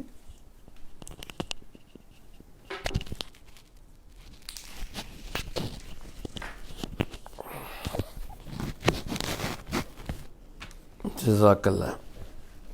خواتین و حضرات، پچھلے کئی دنوں سے ہم پروفٹ صلی اللہ علیہ وسلم کی بلیسڈ سیرت کا مطالعہ کرنے کا شرف حاصل کر رہے ہیں. اور جو کل گفتگو ہوئی وہ پروفٹ صلی اللہ علیہ وآلہ وسلم کا مکہ سے مدینہ آنا. آپ علیہ الصلوۃ والسلام مکہ سے مدینہ تشریف لے کے گئے تو وہ کیا ٹرانزیشن تھی، وہ ہم نے پوری ٹرانزیشن کو دیکھنے کی کوشش کی. مدینے والوں کا چھپ کر مینا کے اندر پروفٹ صلی اللہ علیہ وسلم کو ملنا، پھر اگلے سال آنا، پھر اگلے سال آنا، اور پھر پروفٹ صلی اللہ علیہ وسلم کو انوائٹ کرنا کہ وہ مدینہ طیبہ تشریف لے جائیں. پروفٹ صلی اللہ علیہ وسلم کے چچا کی پوچھ گچھ حضرت عباس بن عبد المطلب کی کہ تم لوگ ان کی حفاظت کر سکو گے، اور ان کا یہ کہنا کہ ہم حفاظت کریں گے. پھر پروفٹ صلی اللہ علیہ وسلم کا حضرت ابوبکر صدیق اور حضرت علی ابن ابی طالب ان کو روکنا، اور باقی صحابہ سٹیپ بائی سٹیپ مدینے کی طرف سفر کر رہے تھے اور وہ مدینے چلے گئے. اور الٹیمیٹلی پروفٹ صلی اللہ علیہ وسلم کا حضرت علی المرتضیٰ کو اپنے بستر پر سلانا، حضرت ابوبکر صدیق کے ساتھ ٹریول کرنا، کفار کا اندھا ہو جانا، اور وہ پروفٹ صلی اللہ علیہ وسلم کو دیکھ نہیں سکے. پھر غار ثور میں آپ کا قیام، غار ثور سے پھر آپ مدینے کی طرف آپ نے ٹریول کیا. اور مدینے میں جو شاندار ریسیپشن پروفٹ صلی اللہ علیہ وسلم کو دی گئی، جو استقبال ان کا کیا گیا، اور اس دن بھی 12 ربیع الاول تھا، اور مہاجرین اور انصار جو تھے وہ بہت خوش تھے. اور پروفٹ صلی اللہ علیہ وسلم مدینہ طیبہ میں تشریف لے کے آئے، اور اس وقت وہ ترانے پڑے جا رہے تھے. طلع البدر علینا من ثنیۃ الوداع وجب الشکر علینا ما دعا للہ داعی. تو پروفٹ صلی اللہ علیہ وسلم یوں مدینے میں تشریف لے گئے. اور جیسے کہ کل ہم نے یہ بات کہی تھی کہ پروفٹ صلی اللہ علیہ وسلم نے آتے ساتھ ہی جو پہلا کام کیا ہے قباء میں بھی اور پھر مدینے میں، وہ مسجد کو آپ نے بلڈ کیا ہے. اور سب سے پہلے قباء میں ایک مسجد کی تعمیر کی گئی، اور پھر اس کے بعد آپ جیسے ہی مدینہ شریف انٹر ہوئے تو مدینہ شریف آتے ہی سرکار دو عالم صلی اللہ علیہ وسلم اپنے صحابہ کے ساتھ مل کر آپ نے خود اس مسجد کی بنیاد رکھی ہے. جیسے جناب ابراہیم علیہ السلام نے اللہ کے گھر بیت اللہ کی تعمیر کی، اسی طرح پروفٹ صلی اللہ علیہ وسلم نے اللہ کے گھر مسجد نبوی کی تعمیر کی. یہ مسجد تھی اور جو مسلمانوں کا پہلا سینٹر بھی بنی. اور اس مسجد کی تعمیر کے ساتھ ہی ایک نئی کامن ویلتھ، اس کا ایک نیا ایک سٹیٹ جو ہے وہ سامنے بنتی ہے. پروفٹ صلی اللہ علیہ وسلم نے جوز کے ساتھ ایک ٹریٹی بھی کی، اور وہاں پہ جوئش 3 ٹرائبس تھے، بنو قریظہ، بنو نذیر اور بنو قینقاع. ان کے ساتھ آپ نے ٹریٹی کی for the purposes of peace and stability. اور جیسا کہ کل ہم نے یہ کہا اور سنا اور پڑھا کہ مدینے والوں کی جو کنٹریبیوشن ہے پروفٹ صلی اللہ علیہ وسلم کو پروٹیکٹ کرنے میں اور اس امت کو کھڑا کرنے میں، وہ انپریسیڈنٹڈ ہے. اس کا کوئی جواب نہیں ہے. لازوال ان کی وہ قربانیاں ہیں. پروفٹ صلی اللہ علیہ وسلم نے اخوت، مواخات، بردرہڈ بھی قائم کی. ایک انصاری صحابی اور ایک مہاجر صحابی، کل اس پر ہم نے بات کی تھی. تو جیسے مکہ کا دور تھا، اب یہ مدنی دور شروع ہو رہا ہے. اور جیسے مکہ کے دور میں دو بڑی ڈویژنز ہم کر سکتے ہیں. پروفٹ صلی اللہ علیہ وسلم کا ڈیکلیریشن آف پروفٹہڈ سے پہلے کا پیریڈ 40 ایئرس، پھر ڈیکلیریشن آف پروفٹہڈ کے بعد کا پیریڈ وہ 13 سال ہیں مکہ میں. تو پروفٹ صلی اللہ علیہ وسلم اپنی زندگی کے بلیسڈ 53 ایئرز آپ نے مکہ میں بتائے. اور پروفٹ صلی اللہ علیہ وسلم کی وہ جو پروفٹہڈ والا وہ جو پیریڈ ہے اس کو بھی ہم فردر ڈیوائیڈ کر سکتے ہیں. پہلے 3 سال جس میں بالکل چھپ کر تبلیغ کی، کسی کو بتایا ہی نہیں. پھر اگلے 4-5 سال پبلک پریچنگ ہے، اور پھر اس سے آگے جا کر آپ نے ارد گرد کے علاقوں کو بھی پریچ کیا ہے، مکہ سے باہر نکل کر بھی پریچ کیا ہے. تو یہ آپ کے 13 سال مکہ میں یوں گزرے تھے. اور جب آپ مدینے میں آئے ہیں اور آپ کی جو مدینے کی زندگی ہے، مدنی زندگی کو بھی ہم 3 لیولز پر ڈیوائیڈ کر سکتے ہیں. آپ نے بظاہر اس دنیا میں مدینہ میں 10 ایئرز آپ کا قیام ہے. 53rd ایئر میں آپ مدینہ تشریف لے آئے اور 10 سال اب آپ مدینے میں رہے ہیں ٹل ہز بلیسڈ ڈیمائز، آپ کے وصال پاک تک 63 ایئرز جب آپ کی ایج تھی. تو مدینے کی زندگی کو بھی 3 حصوں میں ہم ڈیوائیڈ کر سکتے ہیں. پہلے 6 ایئرز مدینے میں 6 ہجری تک وہ ہیں جب پروفٹ صلی اللہ علیہ وسلم کو انٹرنل اینڈ ایکسٹرنل اینیمیز کا سامنا کرنا پڑا. انٹرنل اینیمیز تھے، منافقین تھے مدینے کے اندر، جوس تھے جو مدینے کے ریزیڈنٹس تھے، وہ بھی پروفٹ صلی اللہ علیہ وسلم کو در پردہ تنگ کرتے تھے. اور ایکسٹرنل تھریٹ تھا قریشیوں کا، قریش مکہ کا، مکنز کا. تو یہ جو پہلے 6 ایئرز ہیں پروفٹ صلی اللہ علیہ وآلہ وسلم، اس میں وارز ہوئیں، اس میں جہاد ہوئے، اور یہ ایک ٹربولنٹ پیریڈ ہے ریلیٹیولی.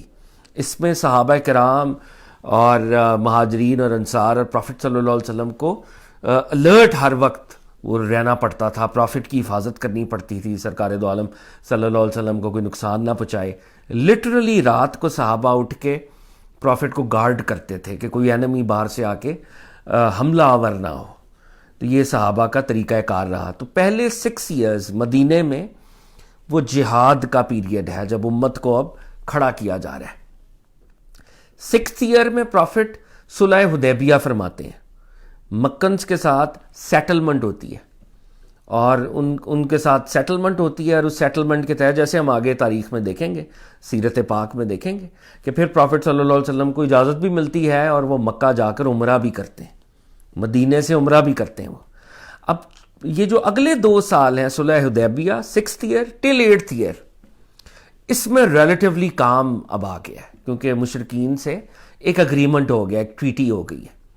اور پروفٹ صلی اللہ علیہ وسلم پھر وہ جو لارجر ایکسٹرنل تھریٹس ہیں ان کے ساتھ آپ کی وار ہوتی ہے، جیسے خیبر میں جوس کے ساتھ.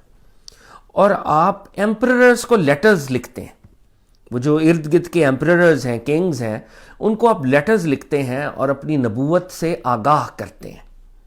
اور وہ برسبیل تذکرہ پروفٹ صلی اللہ علیہ وسلم نے ایک باقاعدہ ایک انگوٹھی بنوائی تھی جس پر آپ نے سٹیمپ ایک بنوائی تھی جس پہ لکھا ہوتا تھا محمد رسول اللہ. اور آقا کو یہ بتایا گیا کہ جب تک سٹیمپ نہ لگائی جائے تو یہ رولرز جو ہیں لیٹر کو ایکسیپٹ نہیں کرتے.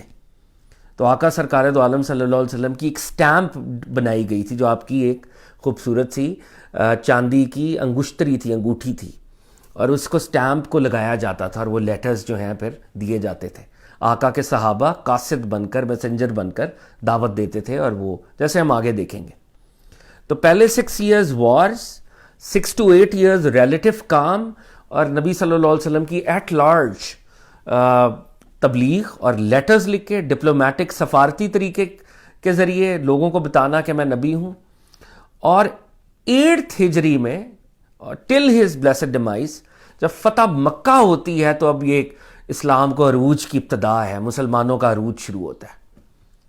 اور پھر مکہ فتح ہوتا ہے، مکنز مسلمان ہوتے ہیں، اور پھر پورا عربین پیننسولا ودن 3 ایئرز تقریباً مسلمان ہو جاتا ہے.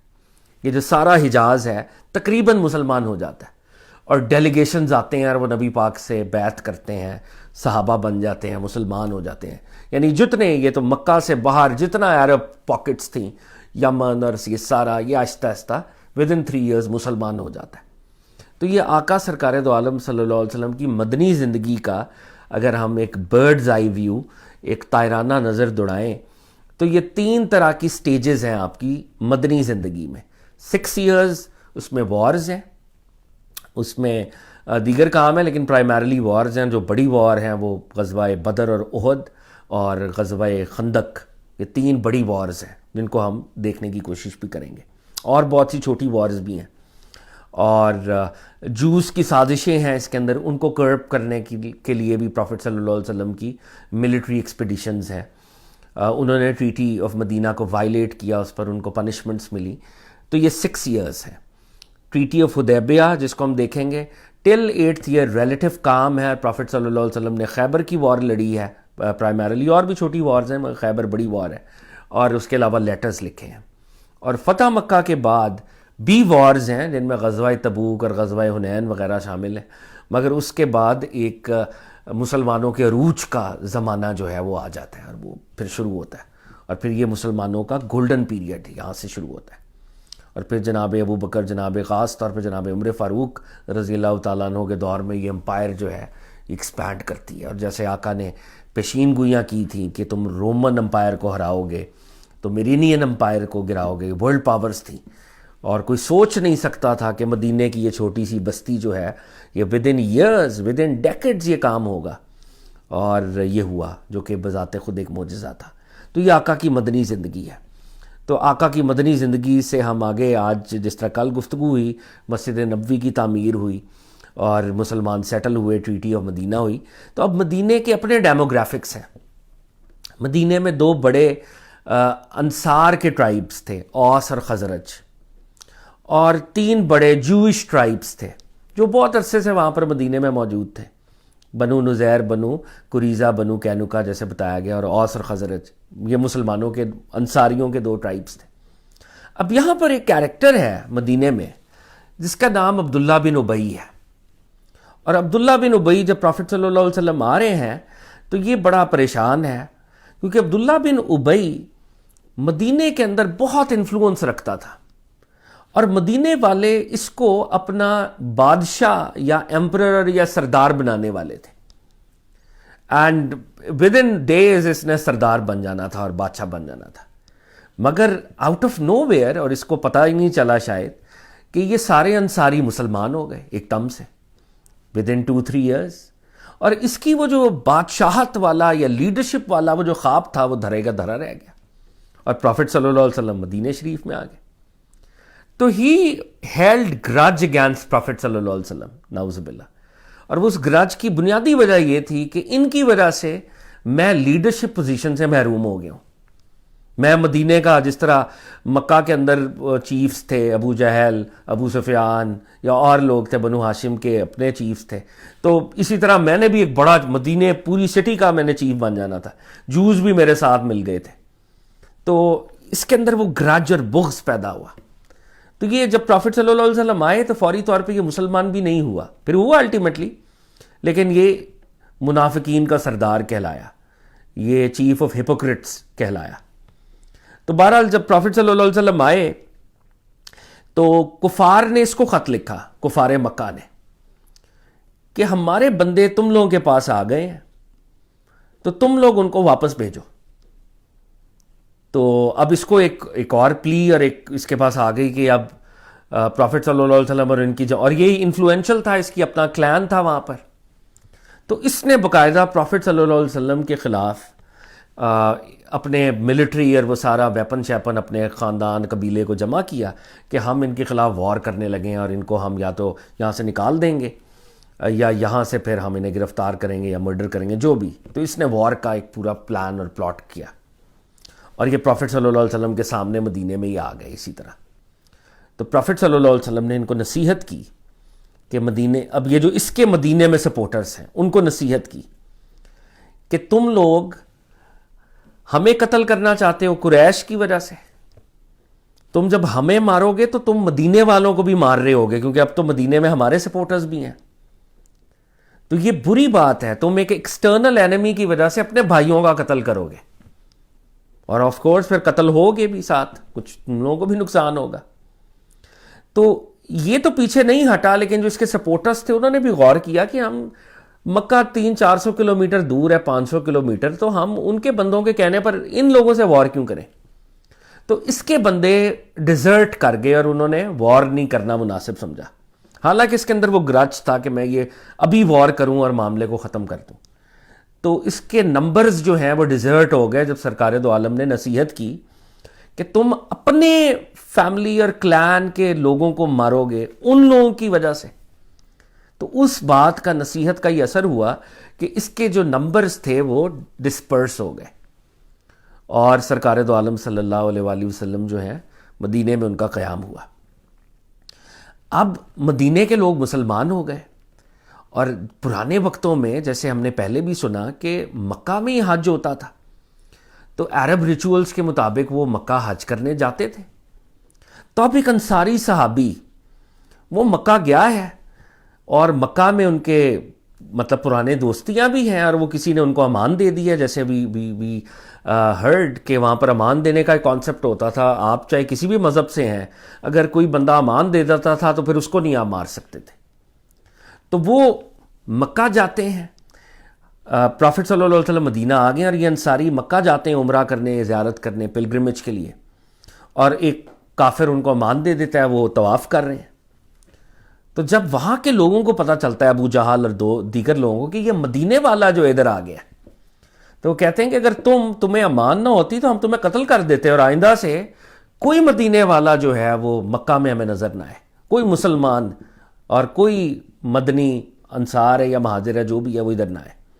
تو اب انہوں نے بین لگا دیا، اللہ کے نبی صلی اللہ علیہ وآلہ وسلم اور ان کے ساتھیوں پر بین لگا دیا کہ یہ لوگ اللہ کے گھر کی زیارت نہیں کر سکتے، یہ اگر آئے تو ہم انہیں قتل کر دیں گے۔ اور یہ ان کا ایک ریونج کا ایک پہلا طریقہ تھا کہ یہ لوگ ہم سے جان چھڑا کے مدینہ چلے گئے ہیں، بٹ اس کا یہ مطلب نہیں ہے کہ ہم کچھ کریں گے نہیں یا ہم ایسے ہی بیٹھے رہیں گے، ہم ان پر مکہ پہ آنے پہ پابندی لگا دیتے ہیں کہ مکہ میں نہیں آئیں گے، اللہ کے گھر کو نہیں دیکھ سکیں گے۔ اور یہ باہر حال اسپریچولی اسپیکنگ پروفٹ صلی اللہ علیہ وسلم اور صحابہ کے لیے ایک تکلیف دہ بات تھی، اس میں کوئی شک نہیں ہے کہ اللہ کے نبی کا شہر ہے مکہ بھی، اور اللہ کا گھر بھی، وہ جیسے بیت الحرام معتبر اور متبرک ہے، آقا کی صلی اللہ علیہ وسلم کے لیے بھی وہ ایک تکلیف کا باعث تھا یہ پابندی۔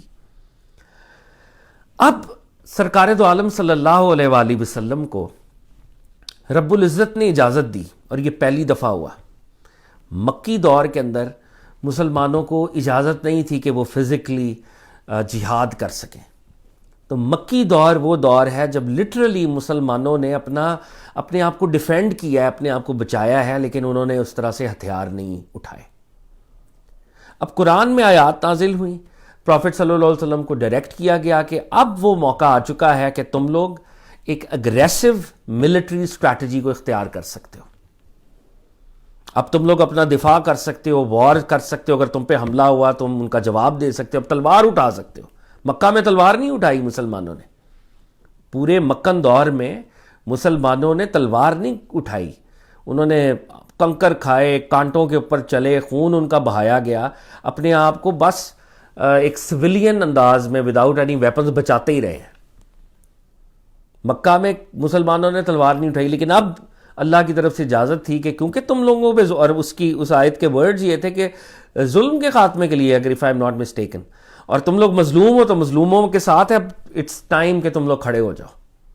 تو اللہ ریولیشن نازل ہوئی، اور مسلمانوں کو کہا گیا، سرکار دو عالم کو کہا گیا صلی اللہ علیہ وآلہ وسلم کہ مسلمان اب یہ کر سکتے ہیں۔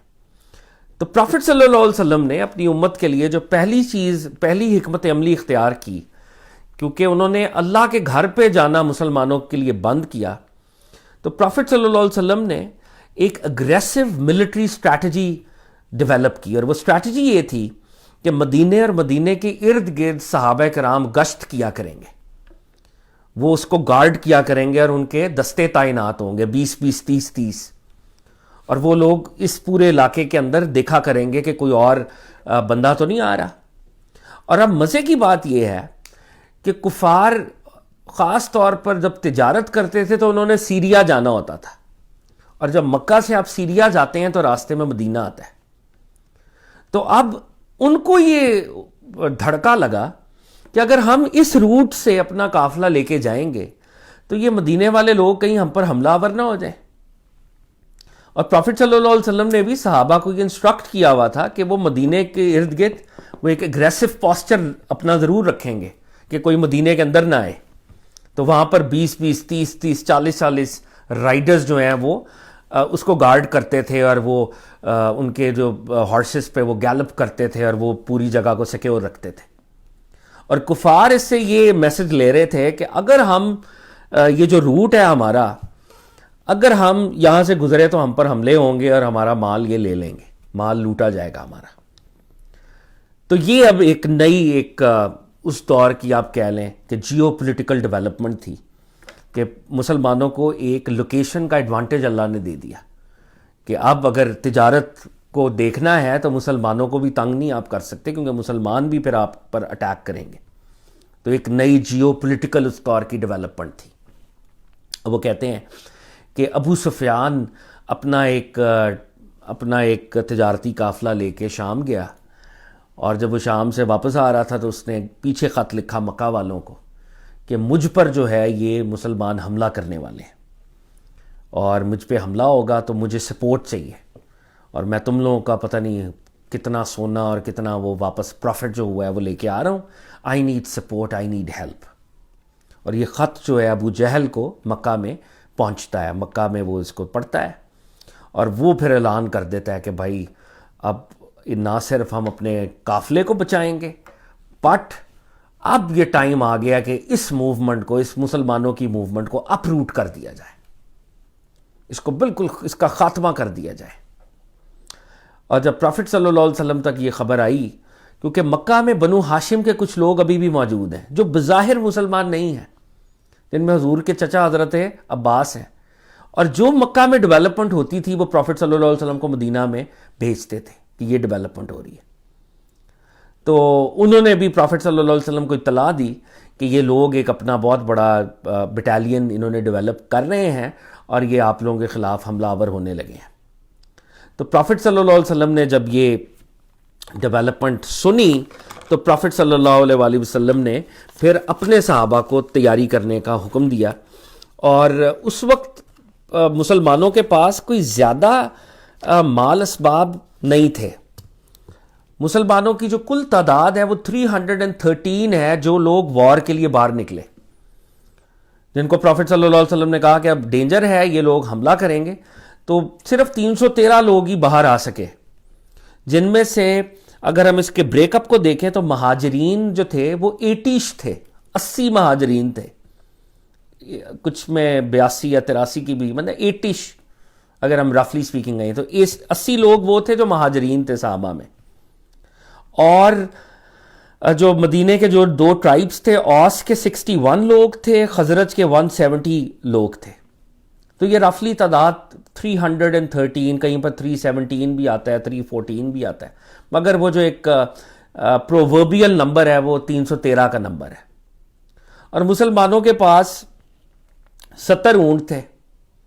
ہر بندہ اونٹ پہ سوار نہیں ہو سکتا تھا, مطلب ایک بندے کے پاس ایک اونٹ بھی نہیں تھا, تو 3 لوگ ایک اونٹ شیئر کرتے تھے اور وہ باری باری بیٹھتے تھے. اور پروفٹ صلی اللہ علیہ وسلم کا جو اونٹ تھا اس کو حضرت علی اور ایک اور صحابی حضرت مرسد یہ شیئر کر رہے تھے, باری باری بیٹھتے تھے. حضرت علی سرکار دو عالم اور ایک اور صحابی رسول, 3 لوگ ایک اونٹ کو, ہر لیول پہ یہی ہو رہا تھا, ہر اونٹ 3 بندے شیئر کر رہے ہوتے تھے. اور گھوڑے بھی کوئی کہتے ہیں کہ جی 2-3 شاید گھوڑے تھے, زیادہ گھوڑے بھی نہیں تھے. تو بالکل قسم پرسی کا ایک لشکر ہے جس کے پاس دنیاوی طور پہ ویپنز بہت کم ہیں, دنیاوی طور پہ ill prepared ہے militarily to combat an army. اور وہ جو ابو جہل تھا اس نے, وہ کہتے ہیں کہ جی اس نے اپنا لشکر تیار کیا اور اس میں کوئی 1000 یا 1300 انیشلی لوگ تھے, اس میں سے بھی 300 لوگوں کا کوئی آپس میں ان کا پھڈا ہوا جس میں وہ واپس چلے گئے. 1000 لوگوں کا اس کا وہ لشکر تھا, فلی اکوپڈ تھا. ان کے پاس گھوڑوں کی تعداد بھی, اور گھوڑے ہی اصل میں اس دور کی جنگوں کے لیے آپ سمجھیں کہ وہ مین ایک آپ کا ویپن ہوتے تھے, کیونکہ رائڈرز نے جنگ لڑنی ہوتی تھی. پیادہ لوگ تو نیچے ہیں, تو رائڈر تو ان کی گردن اڑا کے آگے نکل جائے گا, تو وہ ایک بہت امپورٹنٹ وہاں کی ان کی کیولری جو تھی بڑی امپورٹنٹ ہوتی تھی، اور مسلمانوں کے پاس نہ ہونے کے برابر وہ تھے گھوڑے.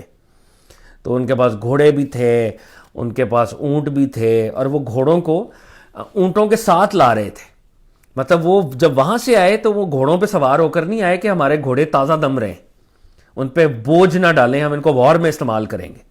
تو اونٹوں کے ساتھ باندھ کے، یعنی گھوڑوں کو وہ اس طرح سے لے کے آ رہے تھے. اور یہ 1000 لوگ جب پہنچے تو بدر کے اندر، جو کہ مدینہ سے باہر ہے، آج بھی یہ علاقہ موجود ہے، جو لوگ زیارت کرتے ہیں وہ یہ دیکھتے ہیں کہ بدر جو ہے وہ ایک ڈفرنٹ، ایک 80 کلومیٹرز یا کچھ اس طرح سے دور ہے یہاں سے. اب پروفٹ صلی اللہ علیہ وسلم جب پہنچے بدر کے اندر، آپ کے جب سامنے یہ سارا معاملہ ہے، تو پروفٹ صلی اللہ علیہ وسلم نے سب سے پہلے تو وہاں پر اپنے سارے لشکر کو بٹھایا. اور اس میں اور بھی بہت سے واقعات ہیں کہ پروفٹ صلی اللہ علیہ وسلم نے اپنے سپائز کو بھیجا، دیکھا جائے کہ دوسرے لشکر کی تعداد کیا ہے. صحابہ نے باقاعدہ انٹیلیجنس رپورٹس کو اکٹھا کیا تاکہ دوسرے لشکر کی ہمیں نوعیت کا پتہ چلے، لوگوں سے انفارمیشن بھی لی. تو باقاعدہ اٹ واز اے وار جو کہ ہر لیول پہ لڑی جا رہی تھی. اور پروفٹ صلی اللہ علیہ وسلم کی یہ جو سنت ہے ہمارے سامنے ہے کہ جب حق اور باطل کا مارکا ہوگا تو ہر لیول پہ تم لوگوں کو الرٹ ہونا ہے، انٹیلیجنس کے لیول کے اوپر، جذبے کے لیول کے اوپر، ہر لیول کے اوپر. تو پروفٹ صلی اللہ علیہ وسلم کے پاس despite the lack of resources وہ اپنی پوری پلاننگ بھی فرما رہے تھے، اپنے صحابہ کے ساتھ مشورے بھی کر رہے تھے، اور وہ سارا معاملہ بھی ہو رہا تھا. اور وہ کہتے ہیں کہ جب آپ بدر پہ آئے تو ایک اللہ کی طرف سے ایک نشانی کا ظہور ہوا، اور وہاں پر بارش ہوئی. اور وہ جو بارش تھی مسلمانوں کے اندر وہ جو ایک کمزوری فیل کر رہے تھے کہ ہم تعداد میں کم ہیں، یا ایک وہ لیک آف ویلر وہ جو فیل کر رہے تھے، تو وہ جب بارش ہوئی تو بارش نے مسلمانوں کو تقویت بخشی سمہاؤ. اور جیسے قرآن میں بھی ذکر ہے کہ وہ جو ایک بزدلی تھی یا شیطان جو ان کے اندر ایک فیئر ڈال رہا تھا، وہ بارش جو کہ ایک فزیکل فنامنن تھا، اس بارش کے بعد مسلمانوں نے بڑا اپنے آپ کو طاقتور محسوس کیا. اور دوسرا جو اس کا دنیاوی مسلمانوں کو فائدہ ہوا کہ مسلمانوں جہاں پر کیمپ کر رہے تھے، وہ بارش نے اس زمین کو سخت کر دیا، ان کے لیے فرم کر دیا. اور کفار کے اوپر جب وہ بارش اس طرف پڑی تو ان کے لیے وہ لینڈ کو مارشی کر دیا، اس نے وہ دلدلی بن گیا، وہاں پہ مڈی سا عجیب سا ہو گیا، جو ان کے لیے موومنٹ میں اتنا فائدہ مند نہیں تھا. مسلمانوں کے لیے وہی بارش جو ہے اس نے زمین کو فرم کر دیا، اور وہ مسلمانوں کے حصے میں. تو یہ ایک طرح کا معجزہ، پہلا اللہ کا ایک سائن بھی ظاہر ہوا. اور پروفٹ صلی اللہ علیہ وسلم کے جو صحابہ تھے انہوں نے پروفٹ صلی اللہ علیہ وسلم کو کہا کہ یا رسول اللہ، ہم آپ کے لیے ایک چھپر یا ایک اس طرح سے ایک شیلٹر سا تعمیر کرتے ہیں اور آپ اس کے اندر تشریف رکھیں گے. اور انہوں نے کہا کہ اگر کوئی بھی اس جنگ کا نتیجہ نکلا تو ہم نہیں چاہتے کہ آپ اس جنگ میں ہرٹ یا ہارم ہو، تو پھر آپ کو کچھ صحابہ آپ کو گارڈ کریں گے اور وہ آپ کو مدینے واپس لے جائیں گے، اور ہمارے ساتھ تو جو ہوگا بٹ آپ کے لیے ہم ایک شیلٹر علیحدہ سے بناتے ہیں. تو پروفٹ صلی اللہ علیہ وسلم کے لیے ایک علیحدہ شیلٹر بنایا گیا، اور اس شیلٹر کے اندر کچھ صحابہ کو ڈپیوٹ کیا گیا جو اس پروفٹ صلی اللہ علیہ وسلم کو through during the course of war وہ گارڈ کریں گے. اور اگر کوئی خدا نہ خواستہ انٹورڈ ڈیولپمنٹ ہوگی تو پروفٹ صلی اللہ علیہ وسلم کو واپس مدینے لے کے جائیں گے. اور دنیاوی طور پہ یہ دیکھنا چاہیے کہ مسلمانوں کے پاس کچھ بھی نہیں تھا اس بٹالین کے مقابلے میں جو ان کے سامنے آ رہی تھی، لیکن پروفٹ صلی اللہ علیہ وسلم ایک رات پہلے بتا رہے ہیں کہ یہ شخص یہاں پر مارا جائے گا، یہ شخص یہاں پہ مارا جائے گا. پروفٹ صلی اللہ علیہ وسلم کفار مکہ جو اگلے دن جہاں جہاں انہوں نے گرنا تھا، جہاں جہاں ان کو زخم لگنے تھے، آپ نے وہ ایک جگہ بتائی کہ ادھر ابو جہل گرے گا، ادھر اتبا گرے گا، ادھر ولید گرے گا. اور آف کورس صحابہ کو تو ایمان تھا پروفٹ صلی اللہ علیہ وسلم کے اوپر اور ان کے نالج کے اوپر. تو پروفٹ صلی اللہ علیہ وسلم کے لیے تو ٹائم کی تو کوئی پردہ ہی نہیں ہے نا. یہ انبیاء کرام کی ذوات تو اتنی بڑی ہیں کہ ٹائم کے ویلز تو ہوتے ہی نہیں ہیں ادھر. اللہ رب العزت ان کو اتنی طاقت کے ساتھ پیدا کرتے ہیں. تو پروفٹ صلی اللہ علیہ وسلم نے تو بتا دیا تھا، مگر ایک ہیومن اینگل سے دیکھیں تو بہرحال یہ ایک بہت ہی ایکسٹرا آرڈنری ڈیولپمنٹ تھی کہ دنیاوی طور پہ کوئی مقابلہ نہیں تھا، اور پروفٹ صلی اللہ علیہ وسلم ایک دن پہلے اپنے صحابہ کو بتا رہے تھے کہ ان کے یہ چیفز یہاں گریں گے اور وہ مارے جائیں گے. اور کہتے ہیں کہ وار سے ایک دن پہلے کفار کے اندر پھوٹ پڑ گئی تھوڑی سی، کیونکہ ابو سفیان نے یہ لیٹر لکھا کہ میں تو بخیر و عافیت مکہ پہنچ گیا ہوں، آئی ایم بیک، تو اب تم لوگوں کی مدد اور سپورٹ کی ضرورت نہیں ہے، تو آئی ایم فائن، تو آپ لوگ بھی واپس آ جائیں۔ تو ابو جہل کو جب یہ ڈیولپمنٹ اس تک پہنچی کہ ابو سفیان کے لیے تو ہم آئے تھے، اس کو بچانے کے لیے تو آئے تھے سارے، اور وہ تو آرام سے پہنچ گیا ہے مکہ، تو اس نے کہا نہیں، اگر ہم آ گئے ہیں تو اب اس قصے کو ہم نے اپروٹ کرنا ہے۔ اور وہ 1300 لوگ آئے تھے اس وقت، تو اس میں بہت سے لوگوں نے کہا یار جس کے لیے ہم آئے تھے وہ چلا گیا ہے واپس، تو وائی رسک، ہم کیوں رسک لیں، وائی رسک آر لائفس، ہمیں واپس جانا چاہیے۔ تو وہ 300 لوگ تو ڈیزرٹ کر کے وہ مکے واپس چلے گئے، تو یہ 1300 سے 1000 پہ آ گئے، اصل میں یہ 1300 لوگ آئے تھے۔ اور بنو ہاشم جو کہ بظاہر اسلام نہیں لائے تھے، جو مکہ میں تھے، ان لوگوں کو زبردستی لایا گیا تھا کہ تم لوگوں نے بھی ہمارے ساتھ رہنا ہے۔ اور حضور کے چچا حضرت عباس اس میں شامل تھے۔ حضرت عباس نے بھی اس پوائنٹ پر کہا کہ I want to go back now, تو انہوں نے کہا نہیں تم نے نہیں جانا، باقی سب چلے جائیں، تم ادھر ہی رہو گے۔ تو بنو ہاشم کے جو کچھ لوگ تھے ان کو زبردستی کی گئی کہ وہ ادھر رکیں اور وہ جنگ کا پارٹ بنے کافروں کی طرف سے جو مکہ میں رہ گئے تھے۔ وہ بنو ہاشم کی بات کی جا رہی ہے۔ اب ایک بڑا ایمان افروز واقعہ ہے کہ پروفٹ صلی اللہ علیہ وسلم صحابہ کرام کو نماز کے لیے وہ جمع کر رہے تھے، آپ کے ہاتھ میں ایک ایرو تھا، تو آپ ایرو سے ان کو کہہ رہے تھے اپنی صفیں سیدھی کرو، تو سب صحابہ اپنے اپنے پوائنٹس پر کھڑے ہو رہے تھے۔ تو ایک صحابی کو وہ ایرو شاید ٹچ ہو گیا ان کے پیٹ پہ، تو جب وہ ایرو ٹچ ہوا تو انہوں نے کہا یا رسول اللہ صلی اللہ علیہ وسلم، آپ نے مجھے تکلیف دی ہے تو بدلہ دیں، میں بھی بدلہ لوں گا آپ سے۔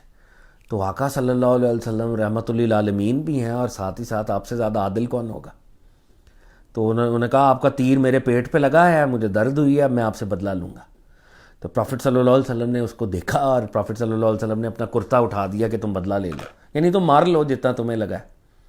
تو جیسے ہی پروفٹ صلی اللہ علیہ وسلم نے کرتا اٹھایا تو اس نے پروفٹ صلی اللہ علیہ وسلم کو حق کر لیا، اور آپ کے جو پیٹ مبارک ہے اس کو اس نے کس کیا اور اس کا بوسہ لیا۔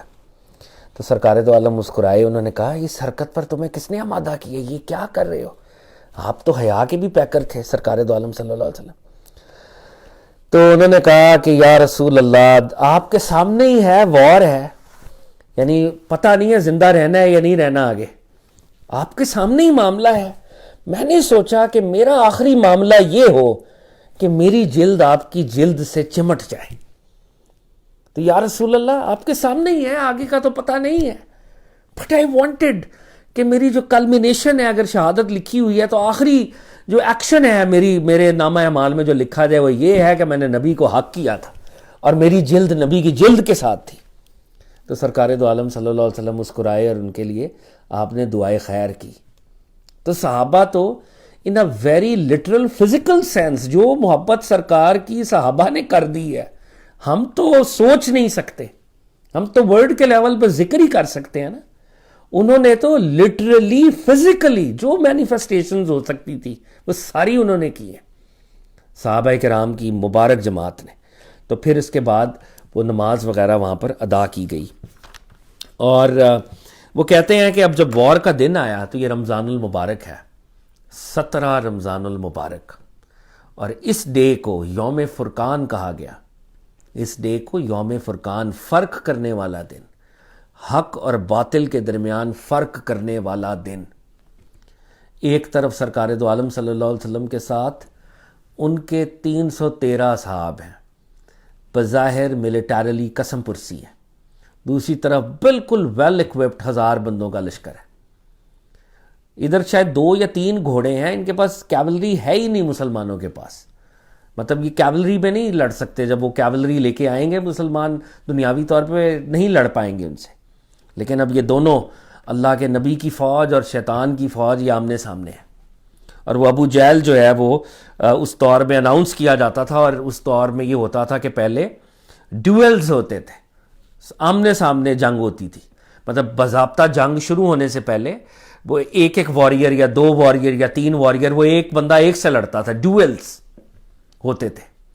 تو وہ یہ عربس کا کسٹم تھا کہ ایک بندے سے ایک بندہ لڑے گا پہلے، پھر دوسرا، اس طرح. تو ابو جہل نے اور ان کے لوگوں نے وہ آواز بلند کی کہ ہماری طرف بندے بھیجو، اور کفار سے 3 لوگ آئے، اتبا، شیبہ اور ولید. اتبا، شیبہ اور ولید، یہ 3 لوگ آئے.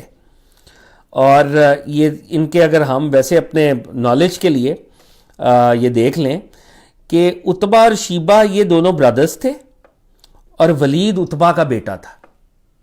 ولید اتبا کا بیٹا تھا. اور اتبا کون ہے؟ اتبا کی بیٹی ہندہ ہے جو ابو سفیان کی زوجہ ہے. اتبا کی بیٹی ہندہ.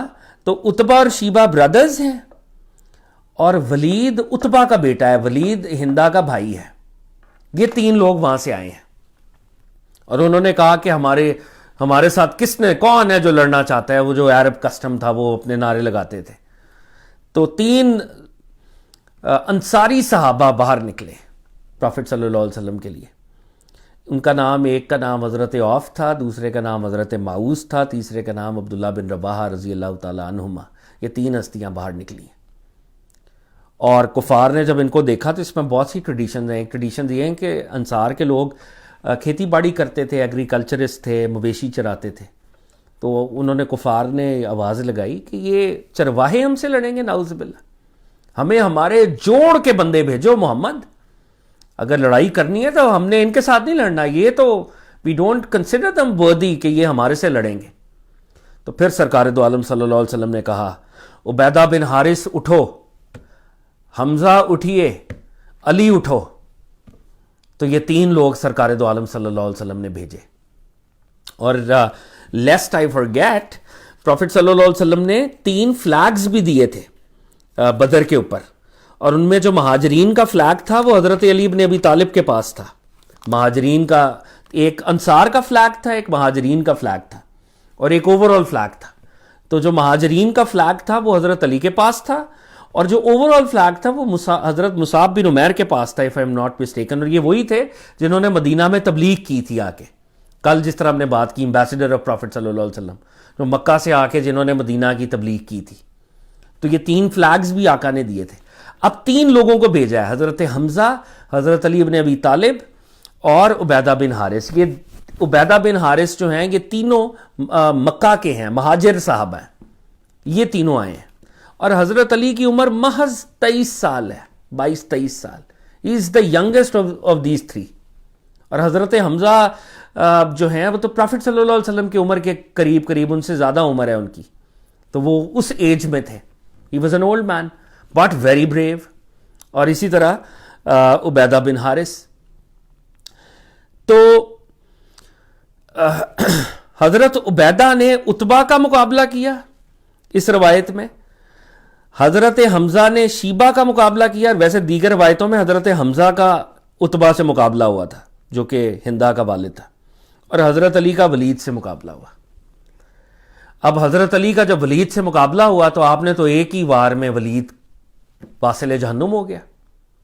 حضرت حمزہ نے جب شیبہ سامنے آیا تو حضرت حمزہ نے بھی شیبہ کو ایک ہی وار میں واصل جہنم کر دیا. عبیدہ بن حارث اولڈ تھے تو انہوں نے بھی وار مارا، اتبا نے بھی وار مارا.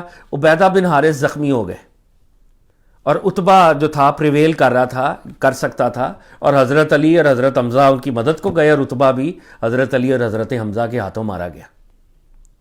اب اتبا کو حضرت حمزہ اور حضرت علی نے واصل جہنم کیا، شیبہ کو حضرت حمزہ نے کیا، ولید کو حضرت علی نے کیا.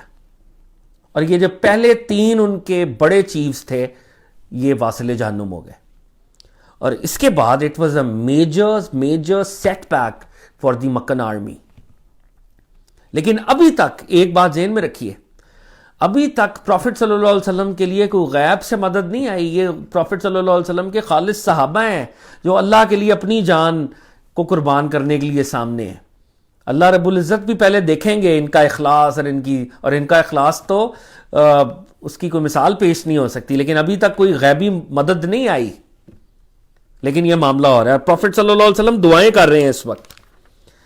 اب جب یہ اب اس کے بعد عام جنگ شروع ہوئی، وہ جس طرح دونوں آرمیز آمنے سامنے آ گئی، یعنی یہ 3 ڈیولز ہوئے اور اس کے بعد آمنے سامنے آ گئے، اور آقا دعا کر رہے ہیں، ابھی تک کوئی غیبی مدد نہیں آئی، اور کیا کہہ رہے ہیں، الہ العالمین مدد فرما، اگر یہ گروہ ہلاک ہو گیا تو تیری عبادت نہ کی جائے گی، اگر تو چاہے تو آج کے بعد تیری عبادت کبھی نہ رکے، یعنی پروفٹ صلی اللہ علیہ وسلم نے کہا کہ الہ العالمین ان کی مدد کرو، اگر یہ گروپ چلا گیا تو قیامت تک کوئی عبادت کرنے والا نہیں ہوگا، لیکن اگر تو چاہے تو عبادت برقرار رہے گی، یعنی ہیلپ دیز انڈیویجولز۔